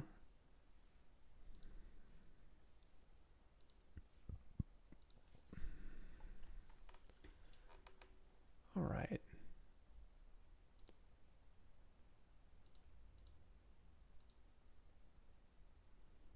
I don't know why we're seeing stars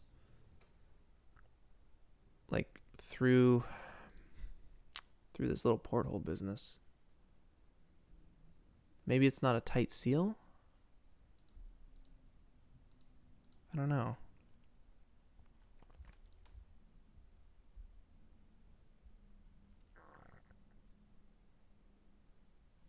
But let's keep moving. So basically, let's like take this frame here.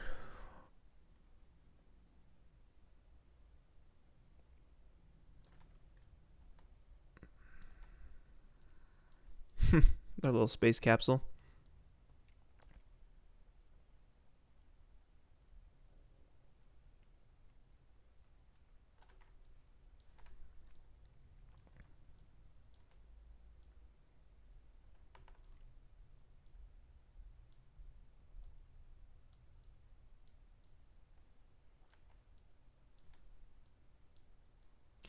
Let's take this frame here.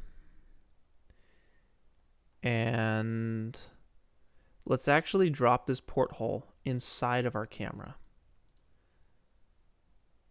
So when we move our camera, the porthole will basically just be connected to our camera angle. It will always stay locked like this.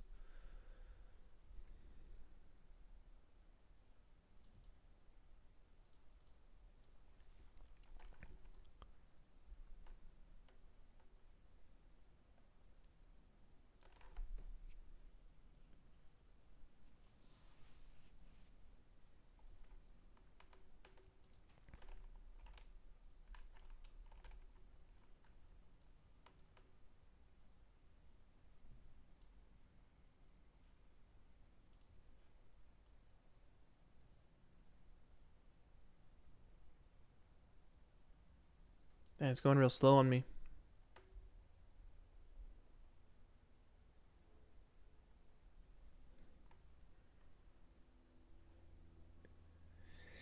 Dang, northern lights dancing on the surface of the planet. Whew, that'd be tough. But I know we could switch it out for the background. Certainly. Here's what I'm going to do. I'm going to hide the porthole for now.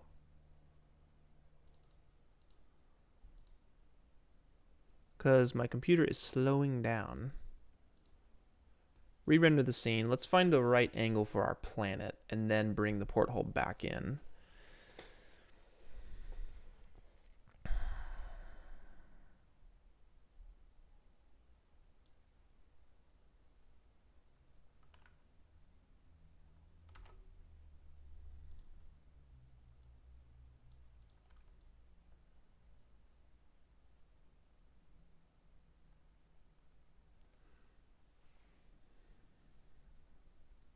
Dang, I don't know why it's so laggy right now. What the heck?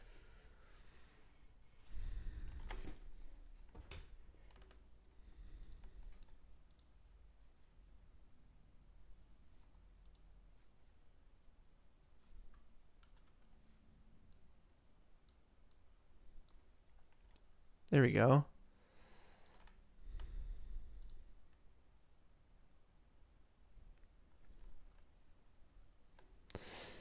Okay, so yeah, definitely a fan of like this center view, top view kind of deal.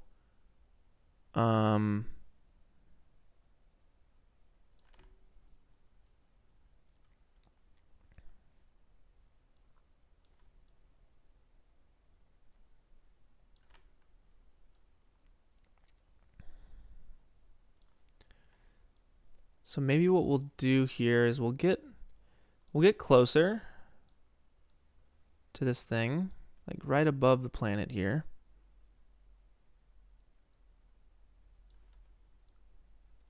So we can see some detail on this thing. And we want to adjust the sun so it's striking off the edge of this thing. So let's take our light, our daylight here. Let's pop, let's actually hit check camera under options, pop out of our camera so we can still, like, we can see what's going on, but at the same time, we can look at our render and see what's going on in our render.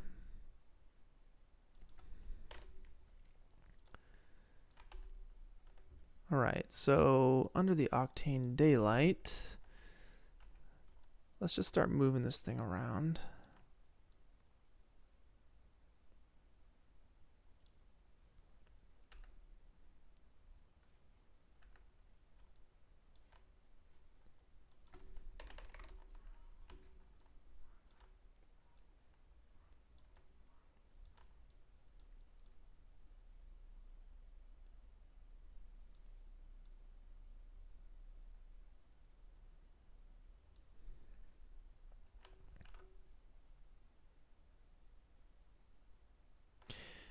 And I think the reason why you're seeing all these little speckles here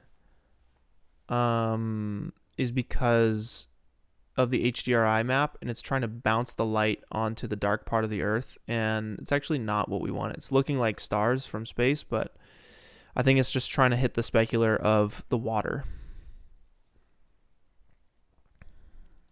So under Earth, I just want to like get this highlight more stretched across the edge of the planet. So let's just crank the roughness up. And I also want some specular detail on the land itself. So if we go to the specular map here that we had set up, and we drop a gradient node onto that, and we take the black and we set it to just off black, so it's a very dark gray, you're going to get a little bit more specular in the landmass itself. Let's take the normal bitmap and let's set that to, let's actually drag it into our scene here. Hopefully we don't crash.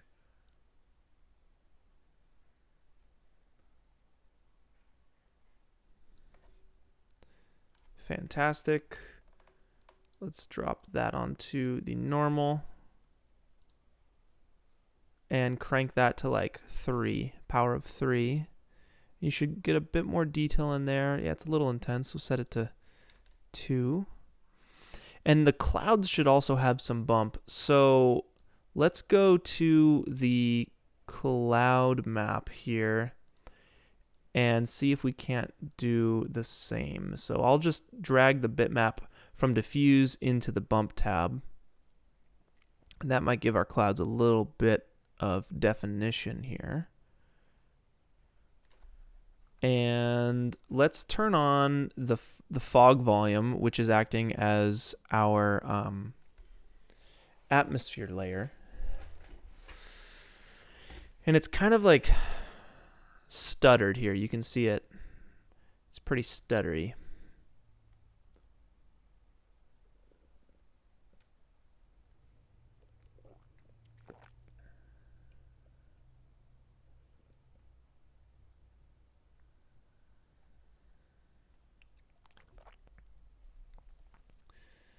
So that's not looking too hot. Let's see if we can't just keep adjusting.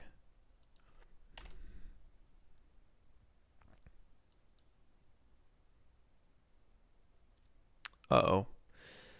I think I just hit the opposite. Oh. Oh, man. Let's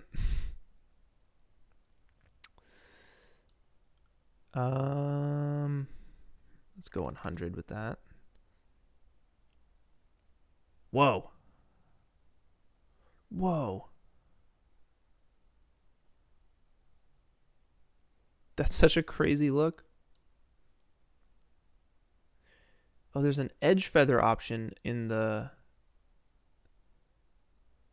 Man, that looks crazy.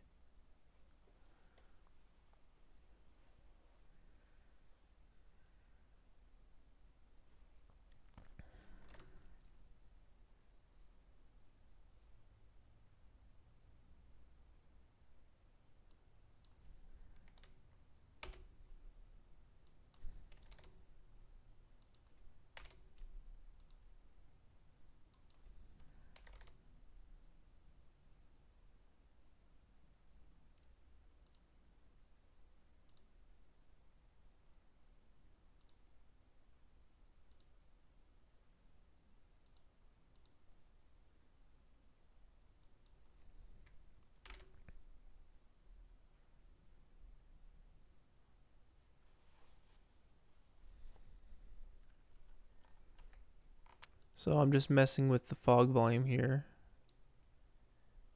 and getting the right look.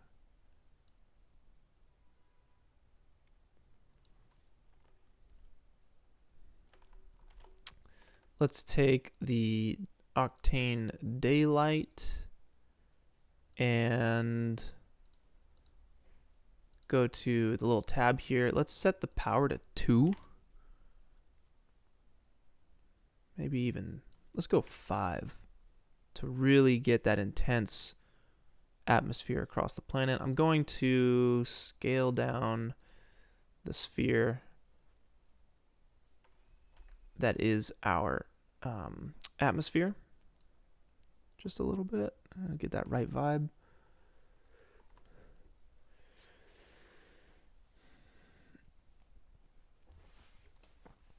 CG Studio, thanks again for the super chat. He says, you can do this, by the way. Love your hairstyle. Thank you, dude. Thanks.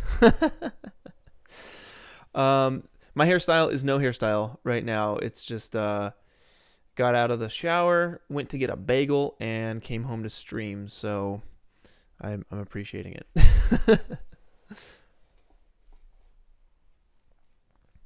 This looks pretty sweet. Like, this is a vibe right here, you know? Let's see if we can't. It's just gonna need a lot of samples. Oh man, that looks pretty sweet. Game Coder says, "Hey Clint, what are you working on?" I'm working on a little space scene right now. You know, just getting a little something going here. I think why not do a space scene? This is super fun right now. So we got our porthole that we need to add in.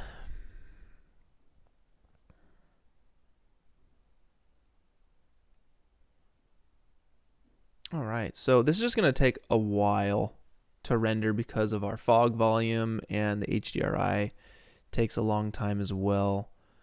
You know what might be a better option? Let's try, because we could always add the stars in later, right? So for render times, let's see if we hide the Octane skylight and we go to our Octane daylight, right? We set the sky texture, we uncheck that, and we set the sky color to black. Okay, weird. What's happening now? Sky color is black, but we're still getting some gray. What is that gray from? Interesting. Okay, so if we render with alpha, then we'll be able to kind of tweak this in Photoshop a little bit.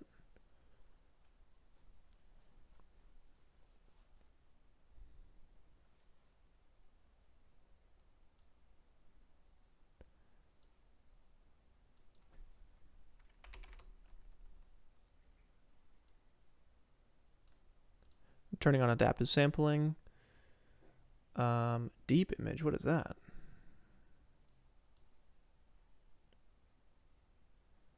I have no idea.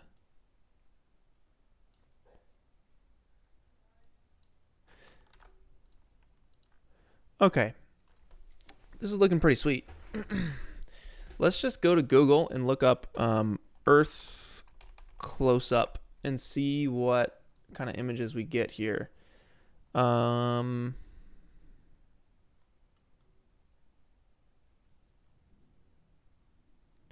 Yeah, like this. That is beautiful. Or something like this. Basically what we're going for is something like this, yeah? That's awesome. So beautiful.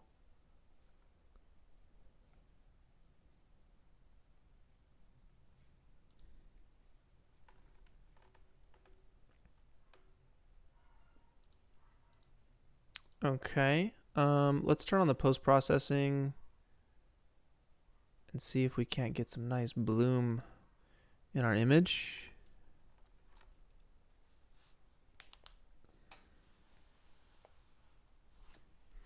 Oh, yeah, nice. Ali Baird says to basically make an Octane sky, and we'll go in here, we'll set it to just the color. We'll go black 000, and if you set it to visible environment, it will basically just be your background, but it won't be affecting your image in any way. And if I turn, let's see, if I turn alpha off, then, you know, it's just a background. It's not affecting our image. So the glow is really intense right now. Let's set this to direct lighting. We don't need path tracing for this.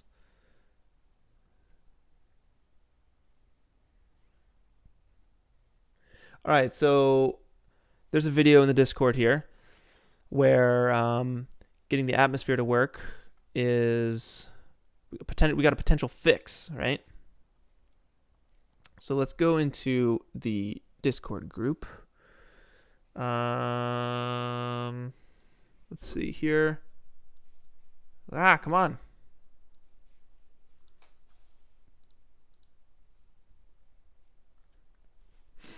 Tutorial suggestions.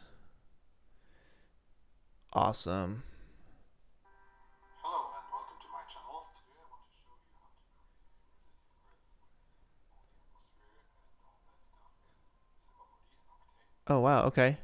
So he linked me to a video tutorial here, create a realistic Earth with Cinema4D and Octane. But honestly, man, I'm looking at this atmosphere and it's not doing it for me.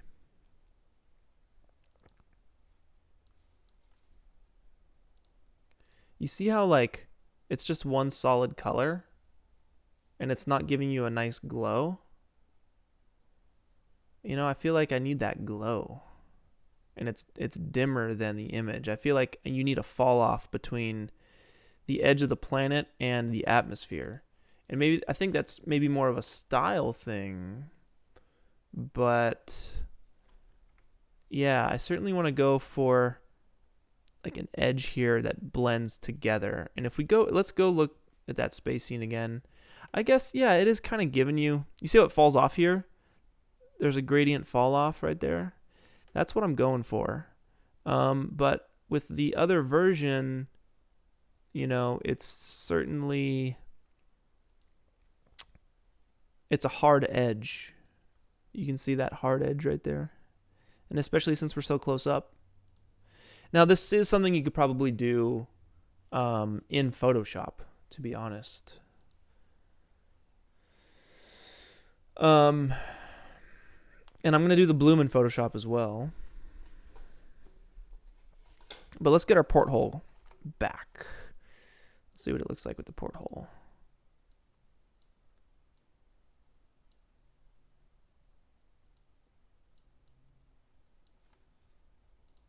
All right. So I'm going to go to options, uncheck camera here. Let's pop out of the camera view. And let's see where our porthole is. Let's get this guy aligned with the camera.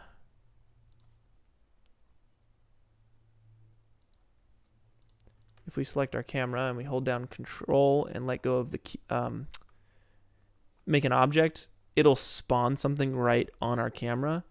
And then from there, we can take our porthole and use the transfer tool here to basically transfer our porthole right to that cube. Just like that. You can delete the cube. We'll take the porthole and we will scale this thing down.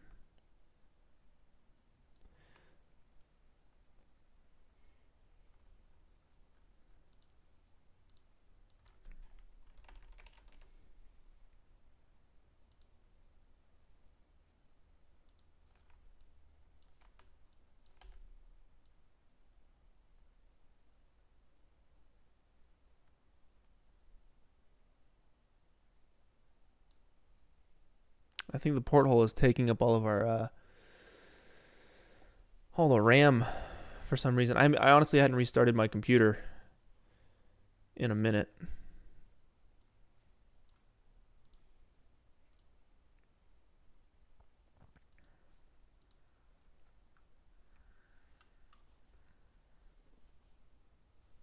And Naj, yes, dirty fingerprints on the glass is 100% what we're gonna do here. That is the touch right there. Absolutely.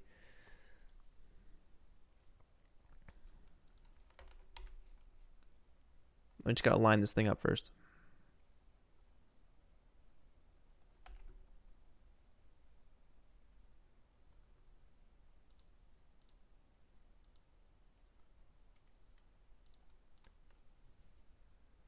All right, let's flip this thing around.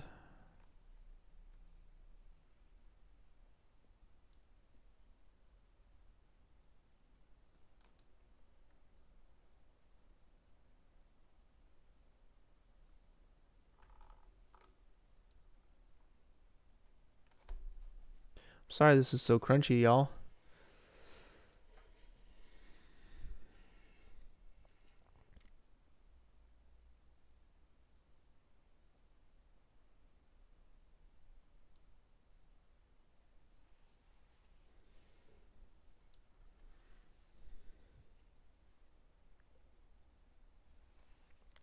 Oh man, a crack in the glass, that'd be bad news bears.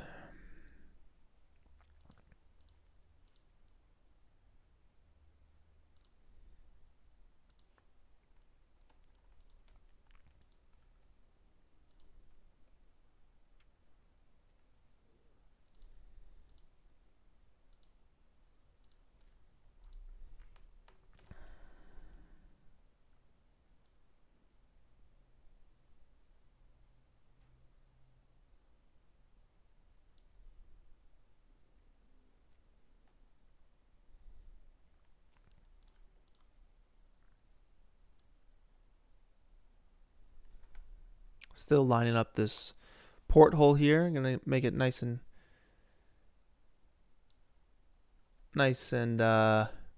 aesthetically pleasing.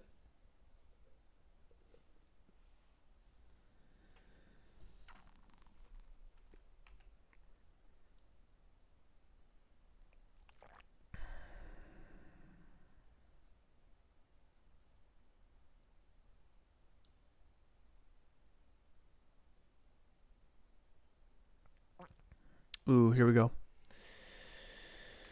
Starting to get nice.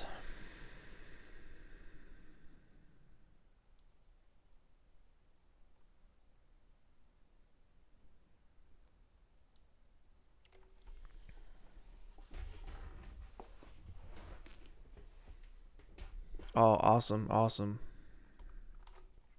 Okay. So let's maybe getting rid of the bolts. We'll add the bolts in last. And the boolean, we'll get rid of that for now too. And that should speed up our render a little bit.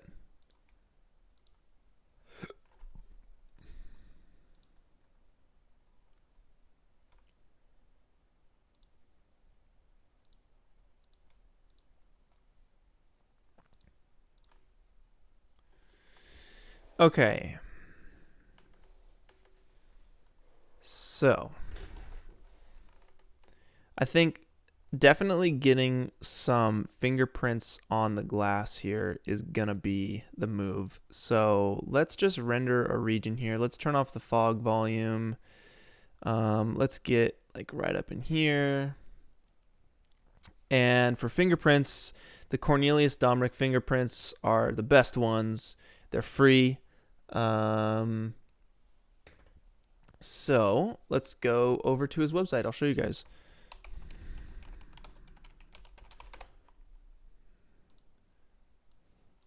He's an incredible look at the detail on this. He's got dust and like scratches. He's the best. This is the image you see when you open up Octane right here. The dude is incredible. Look at this. Look at the detail. He's got a cool little like Mars scene here, and he's got tutorials on how he did this as well. Cinema4D and Octane, he is the master. But if you go to tutorials, you scroll down, you're gonna eventually see tileable glossy maps, and he's got like fingerprints in here. You can download those for free, and that's what I'll be using. So if we go into the specular material, let's just see if we can't go to roughness, I believe is the tab we want to drop these smudges into. And let's load some of Cornelius's amazing textures.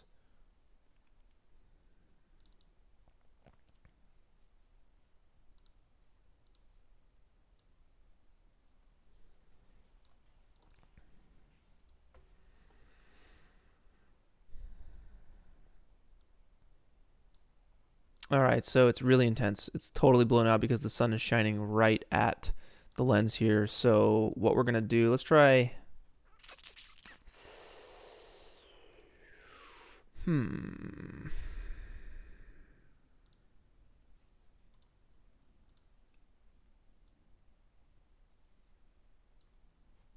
Let's just drop that in natty.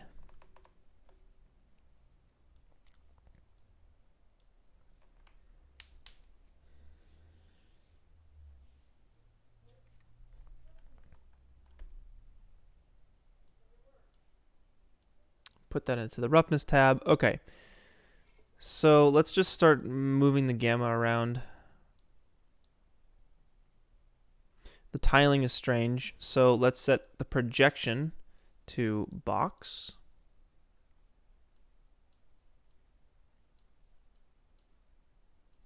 And let's use UV transform to move it around a little bit. If you right click it and solo it, you can, for some reason that's not working. Let's move it around a little. Let's go to the transform and just start moving it. So it's giving us this like weird mirror effect. So I think what I'll do is instead of, let me try something. Let me delete the texture projection, and let's just go to the texture itself on the glass. Right here, inner and outer glass. We'll select both of those. Let's turn one off for now, actually. Let's select the one that's still on and set the UV mapping to flat. And we'll see if that doesn't change down here. Reload our scene. I think that did it. Now, are we still able to control the transform? Yes, we are. Wonderful. Okay. So that worked. Let's crank up the gamma as much as it can go. We'll go to like 8.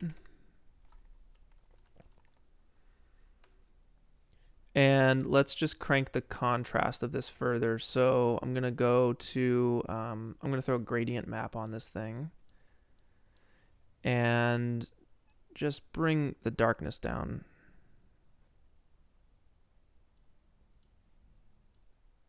Now, if I invert this, let's try inverting it. Let's set the gamma down to a lower number now. And crank the whites up. Oh, still the blacks, yep. I think those are the fingerprints. And it's still giving us a weird, like, symmetry effect here. Like a Rorschach, almost. So once we set up this, the look right, we'll fix that. Let's set the white down to like a grayish.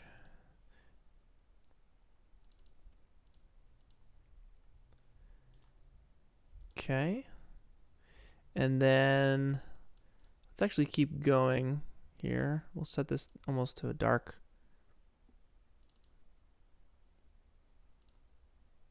Yeah.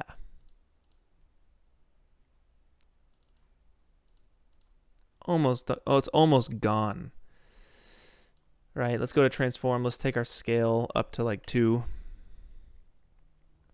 3 even.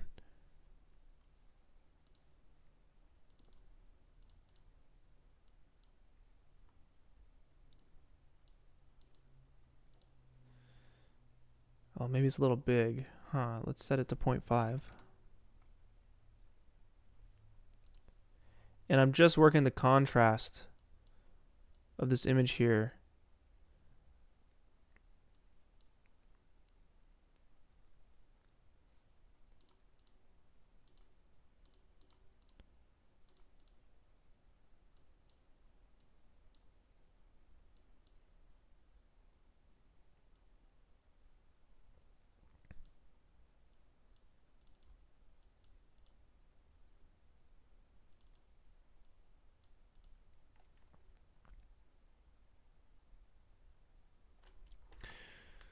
Oh man, a reflection of a face would be cool.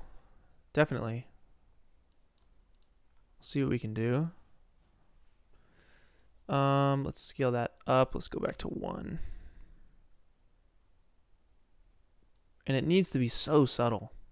So subtle. So actually, I think if we do, if we add a multiply node in here, and we give it a float texture, we can control the intensity of this thing. So if it's 0, it should be off. But if it's 0.25, it should just barely be there. And that's what we're going for. So I want to make another one of these. So if I take the, let's rename this to glass 1. Let's control drag it and we'll call it glass 2 because that's technically, well, I guess the outer glass wouldn't have fingerprints on it. It'd just be the inner glass. So we don't need to do that actually. Let's delete that. Let me just try a different smudge texture.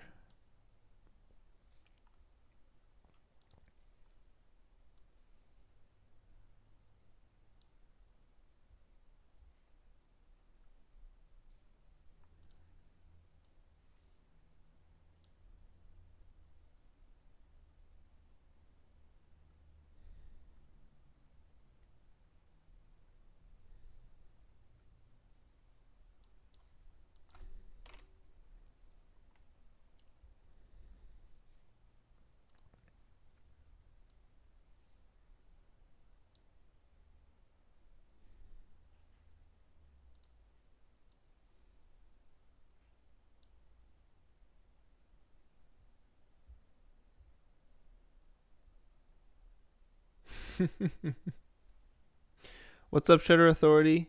Thanks for joining, man. It's an honor to have you on the stream here. We're doing a little space scene.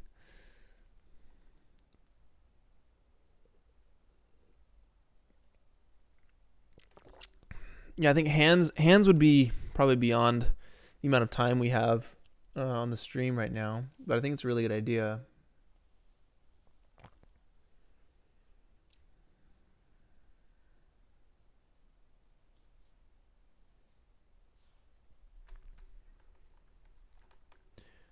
So yeah, let's keep going here.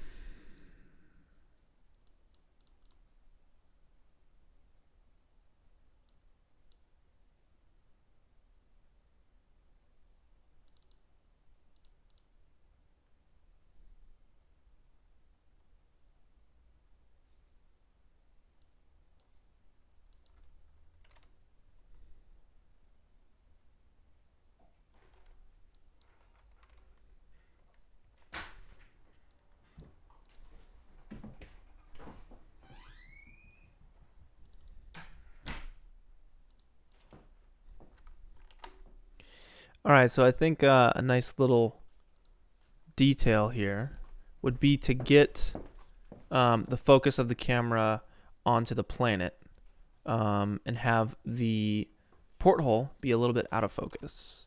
I think that'll add a lot.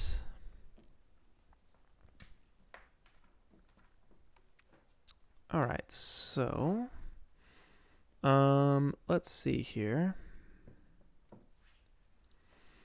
Let's hide the porthole from the render, and as actually, yeah, that's all we need to do. Hide the porthole from the render. Let's go to the camera tag here. Go to thin lens, and let's set the f-stop to like 1.2, and we'll go down. Let's see, let's scroll down to depth of field. We'll uncheck autofocus. We'll grab this little focus picker thing here. We will select the planet, and then we'll uncheck the focus picker. And now when we turn the porthole back on, okay, still not out of focus. Let's see if we can move the aperture around so that this thing gets out of focus. Maybe the f-stop needs to be, let's just try 0.1. We just want to get some depth of field feeling here. And once we have it, once we see it, okay, yeah, there it is. Let's go 1.4.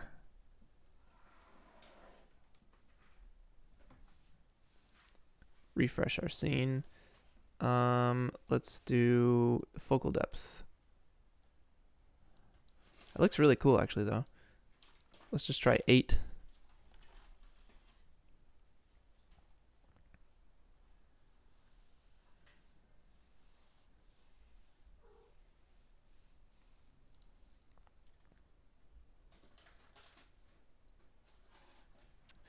All right, getting close. Let's set it to 2.2.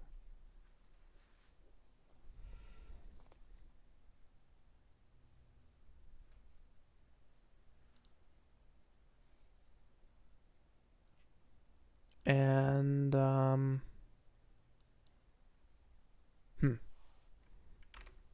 maybe 8 was the right one. So real quick, let's we just need to pick our focus again. So I'm going to turn off the porthole in the render viewer and select this color or the focus picker, choose the planet. And for some reason, it's not putting the entire thing in focus. There we go. That looks about right. And let's turn the porthole back on. Refresh our scene.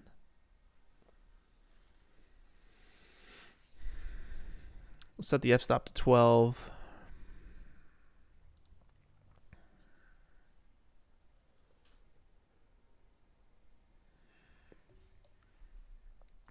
$24.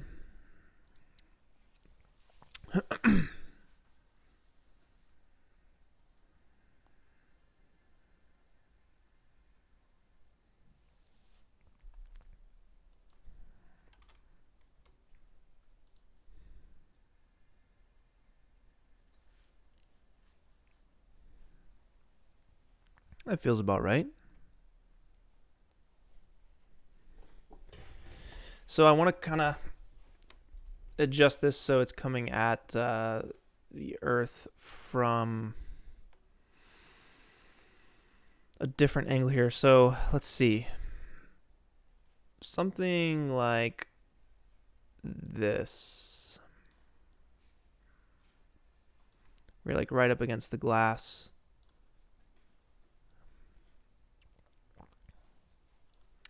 I'm going to set my aspect ratio here.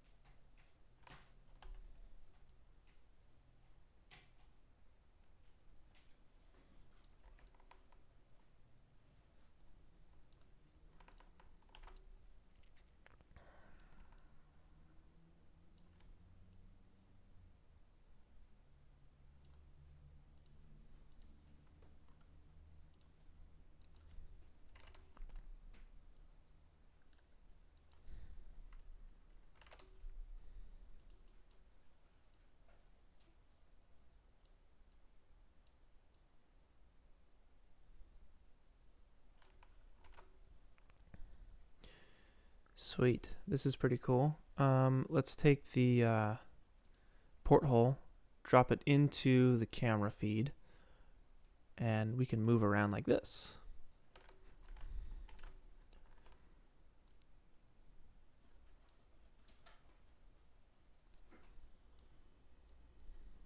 Really frame up our image here.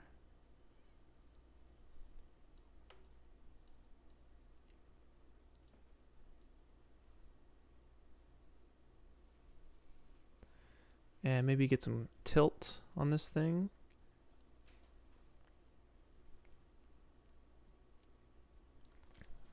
Something like that. And let's render that, see what it looks like.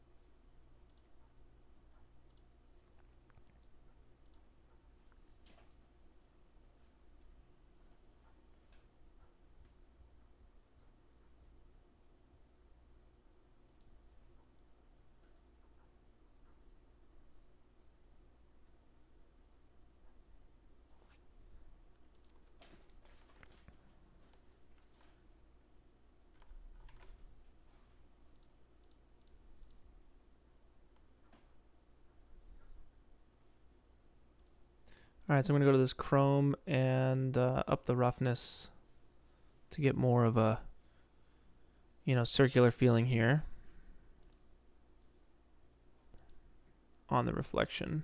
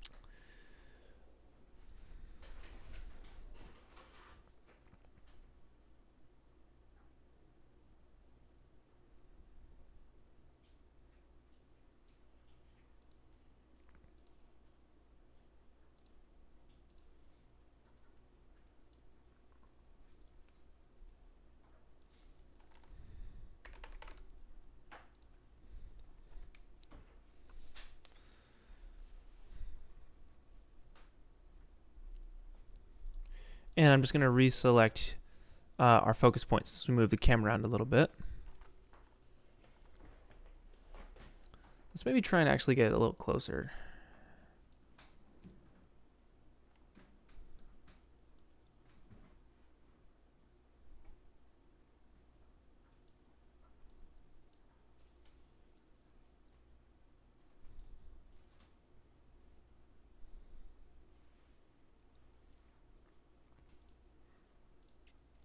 And let's put our Earth inside of a little group here so that we can rotate it around and get the best position, the most aesthetically pleasing position.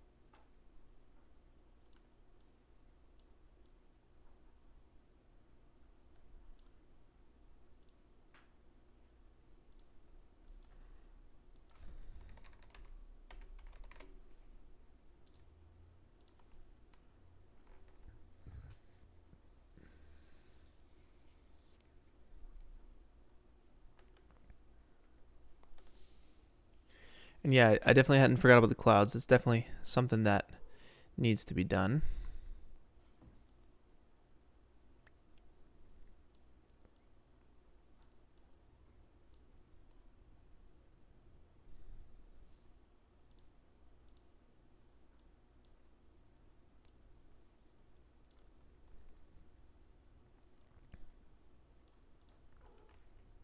Let's take the Earth and rotate it around and see what looks nice.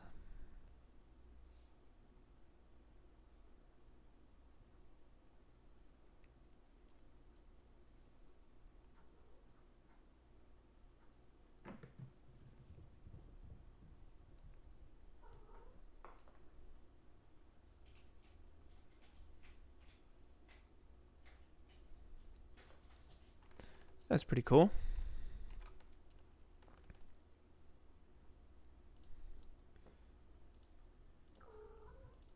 Going to hide the porthole from the render view and reselect our focus point.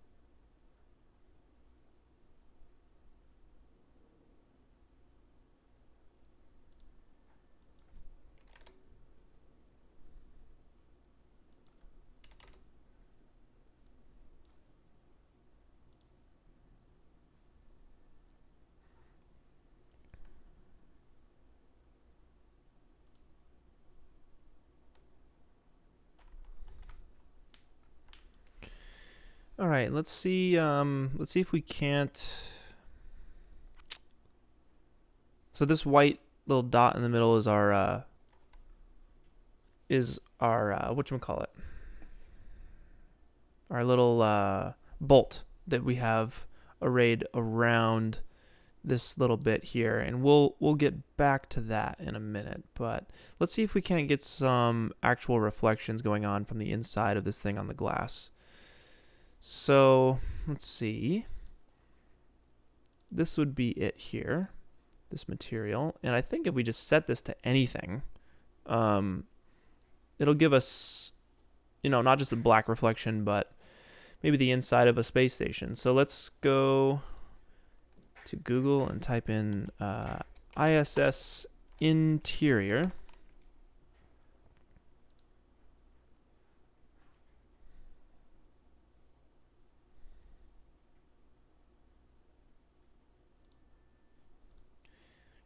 Sure, let's just grab like this image here.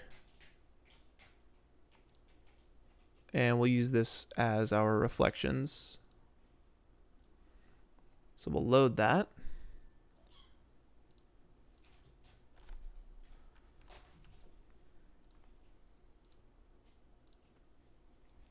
Under the diffuse tab,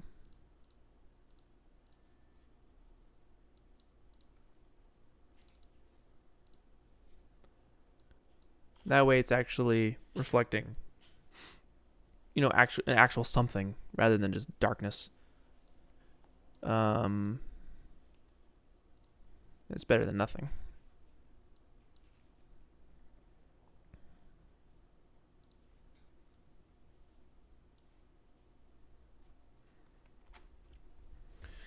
Okay, we're about there. Let's see about, the clouds, they feel pretty good to me. Let's see if, why not? Let's just load those legit ones in. So I'm going to go to clouds here, and let's see if it doesn't blow up the computer if we load in the 21K resolution clouds image. Did that finish loading? Where was that?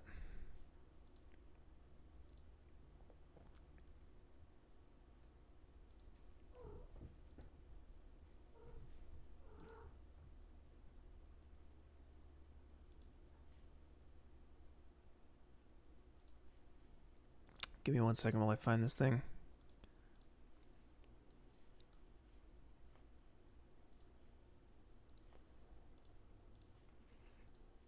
Here we go.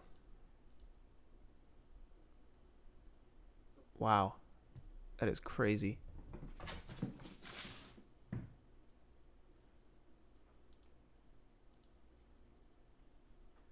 Save this here.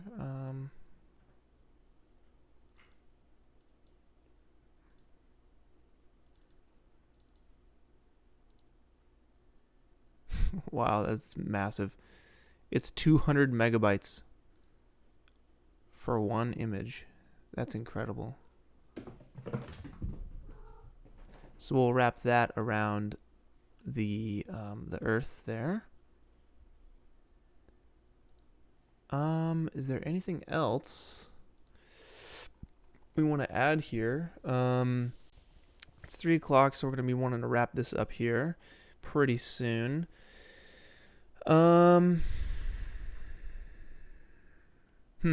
We can probably maybe switch out the HDRI for something a little different if we'd like.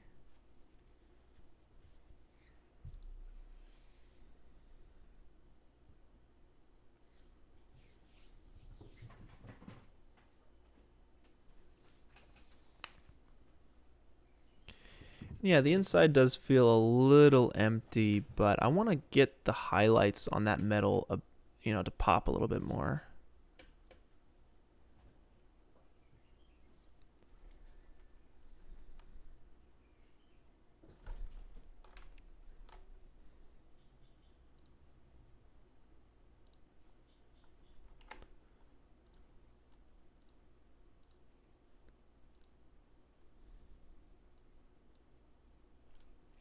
So here's the, ooh, this is nice.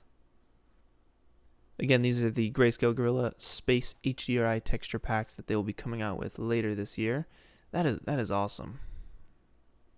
That's so cool. It's like a mist coming off of the planet there.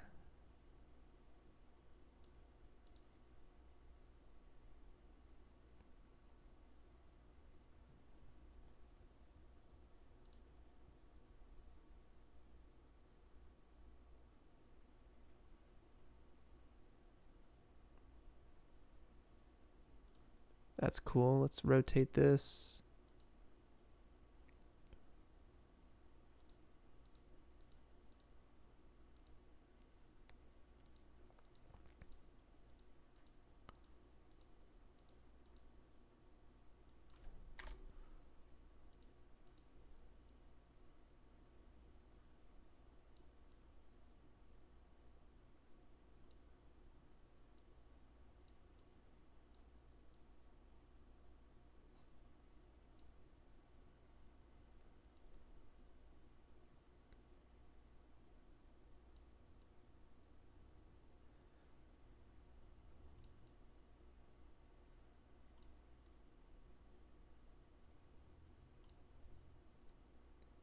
Just getting a little bit of like atmosphere in there, some cloud atmosphere.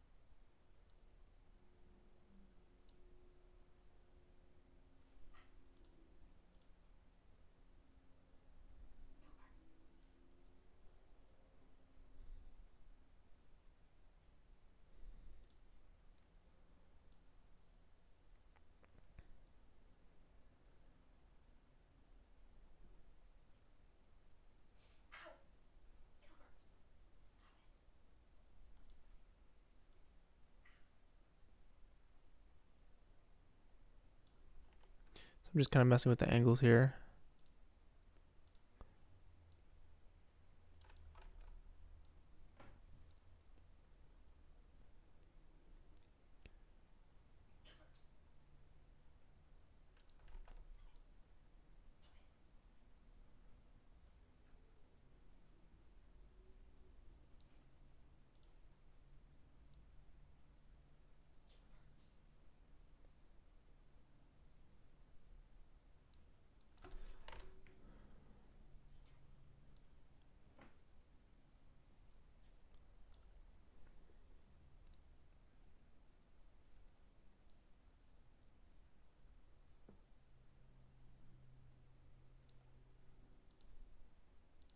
And I'm messing with the sun.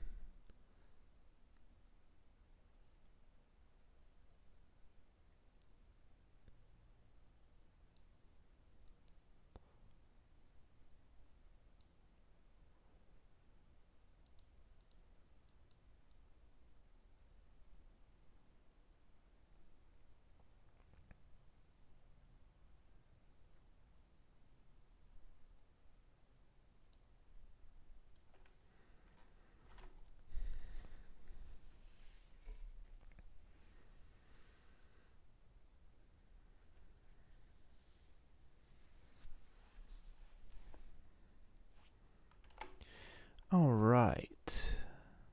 So I'd like to get the interior or the reflection on the metal here a bit shinier. So I think potentially one thing we could do is use a light that isn't the sun to to kind of give us more of a backlight. Because, you know, after moving this around like that, that's actually not bad.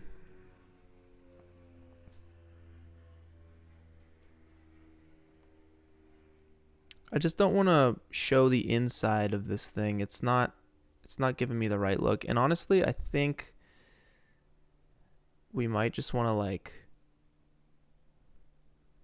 instead of making this porthole a cone like this, maybe we just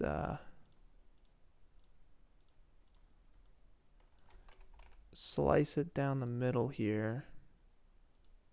Scale that bit up so we're seeing less of the wall. Something like that.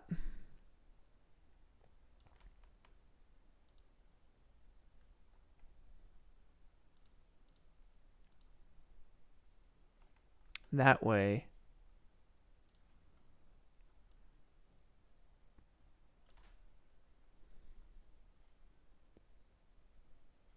you know, you get a bit more, you lose a bit more of, like, that interior.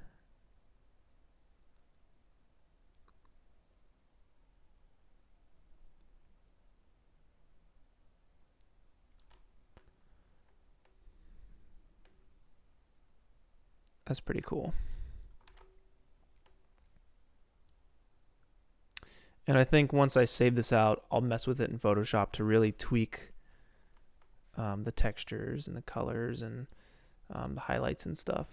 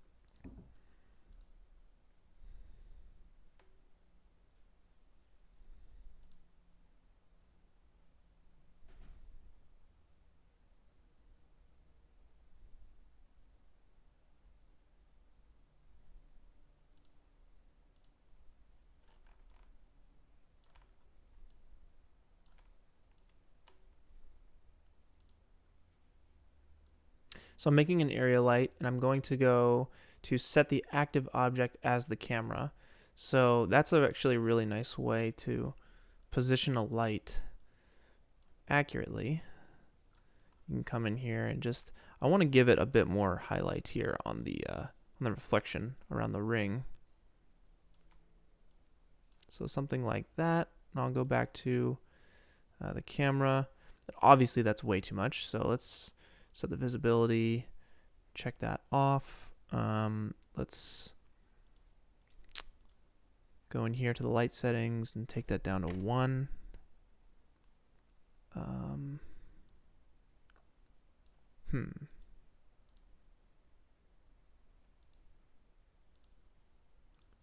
We shouldn't be able to see it. Why is it doing that? Why is it doing that?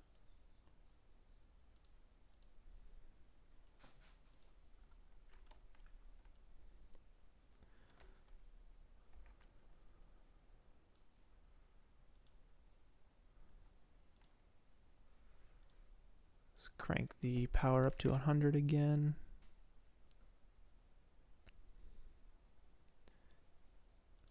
And let's go to option, check camera, and we'll select that light and we'll make it, we'll set it as the active camera. So now we can see kind of what's going on here.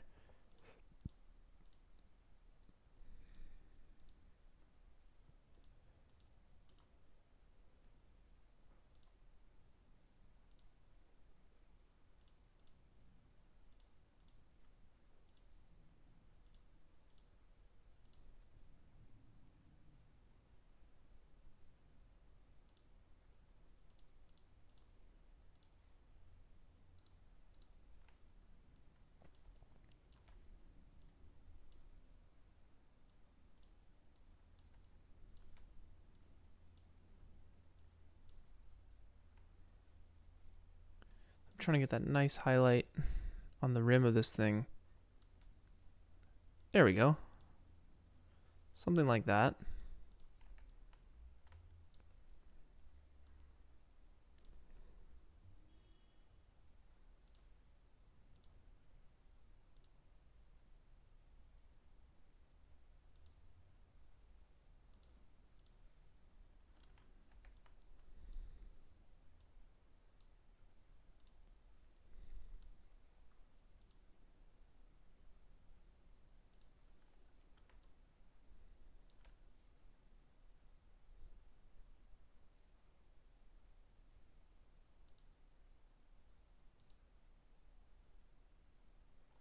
That's actually illuminating the bottom side of the planet. We don't want that.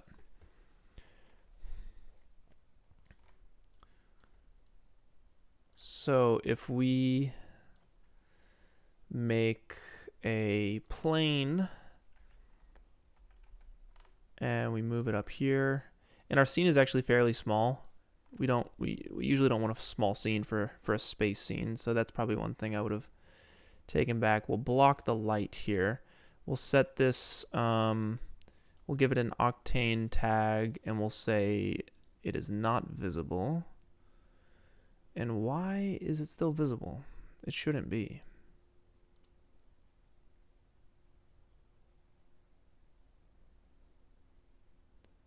So strange.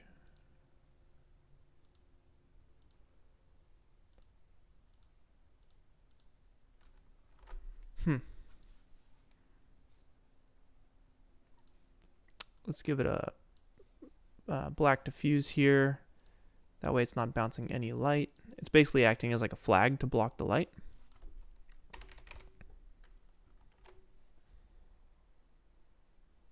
There you can see the actual interior reflection of the spaceship. That's cool.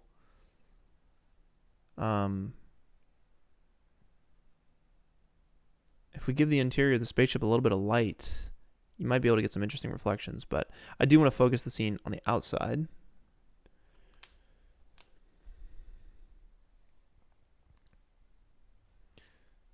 But that's so weird. Why is it? I don't know why we can still see the plane. Huh.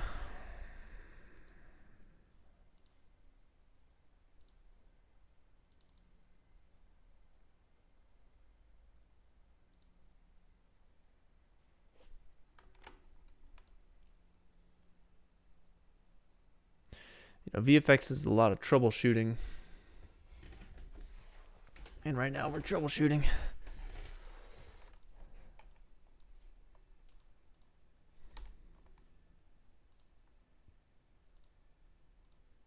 So the plane is blocking the light from the area light. And if we add an Octane tag to that, you should just be able to uncheck camera visible and it should disappear in the renderer. Oh, but why is it not working?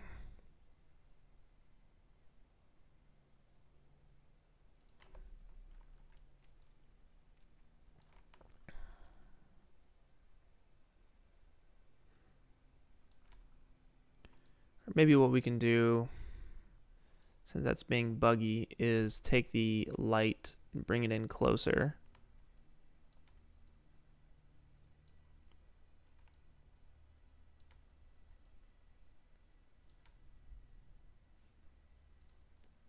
turn down the power of the light.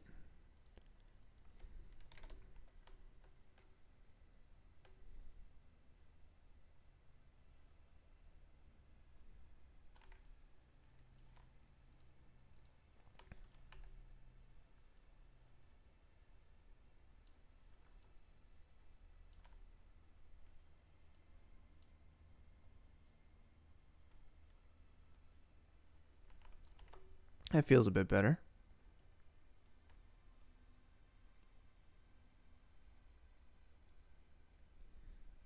So let's go back in here. Let's see if we... What should we do? Should we do the clouds? Let's try the intense clouds.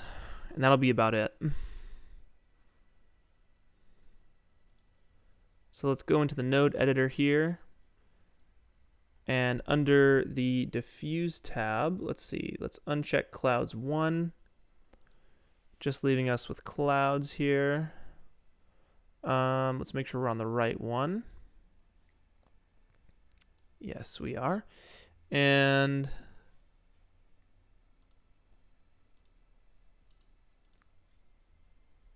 let's try and load this image, this 21K image here.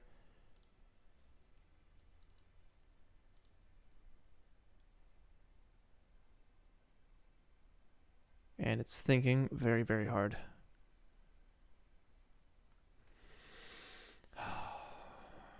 Fingers crossed.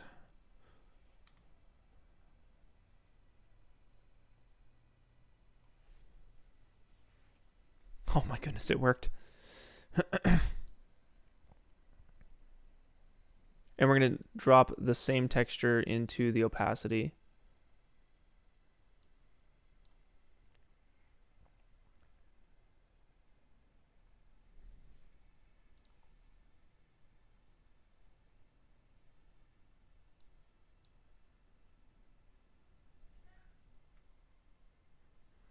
Awesome. Now we have our high-res clouds.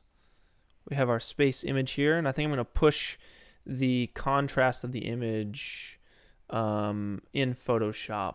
You can also do it in Octane if you go into here and just kind of like mess in under camera imager. You can choose a color correction profile and just start pushing the exposure and the gamma and get some interesting results. I'm going to turn back on our, let's see, let's turn back on the bolts and let's turn back on the rivet holes. Reload our scene.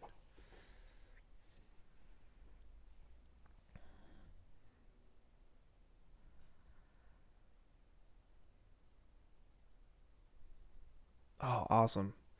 So now we have the color correction profile on here. I think our light, light could be a little intense here. Might be able to back it up a hair.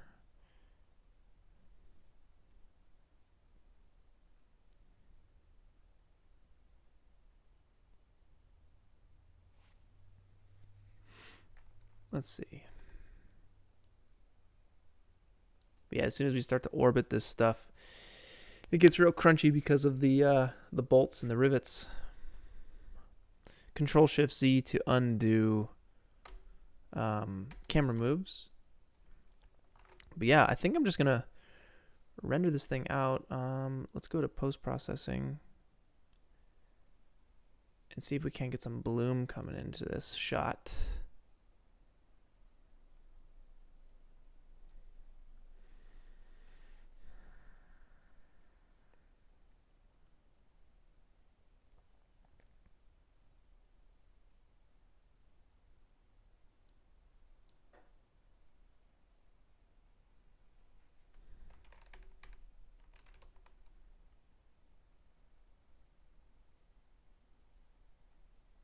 That's looking pretty sweet. Well, I think that's all the time we have today. We've been going for 3 hours. I might still keep messing with the feeling of this. I I think I could always tweak stuff till the end of time. But guys, I really appreciate you joining. If you guys want to see this final image, go ahead and follow me on Instagram at _pwnisher_. Leave a little link for you guys here in the comments.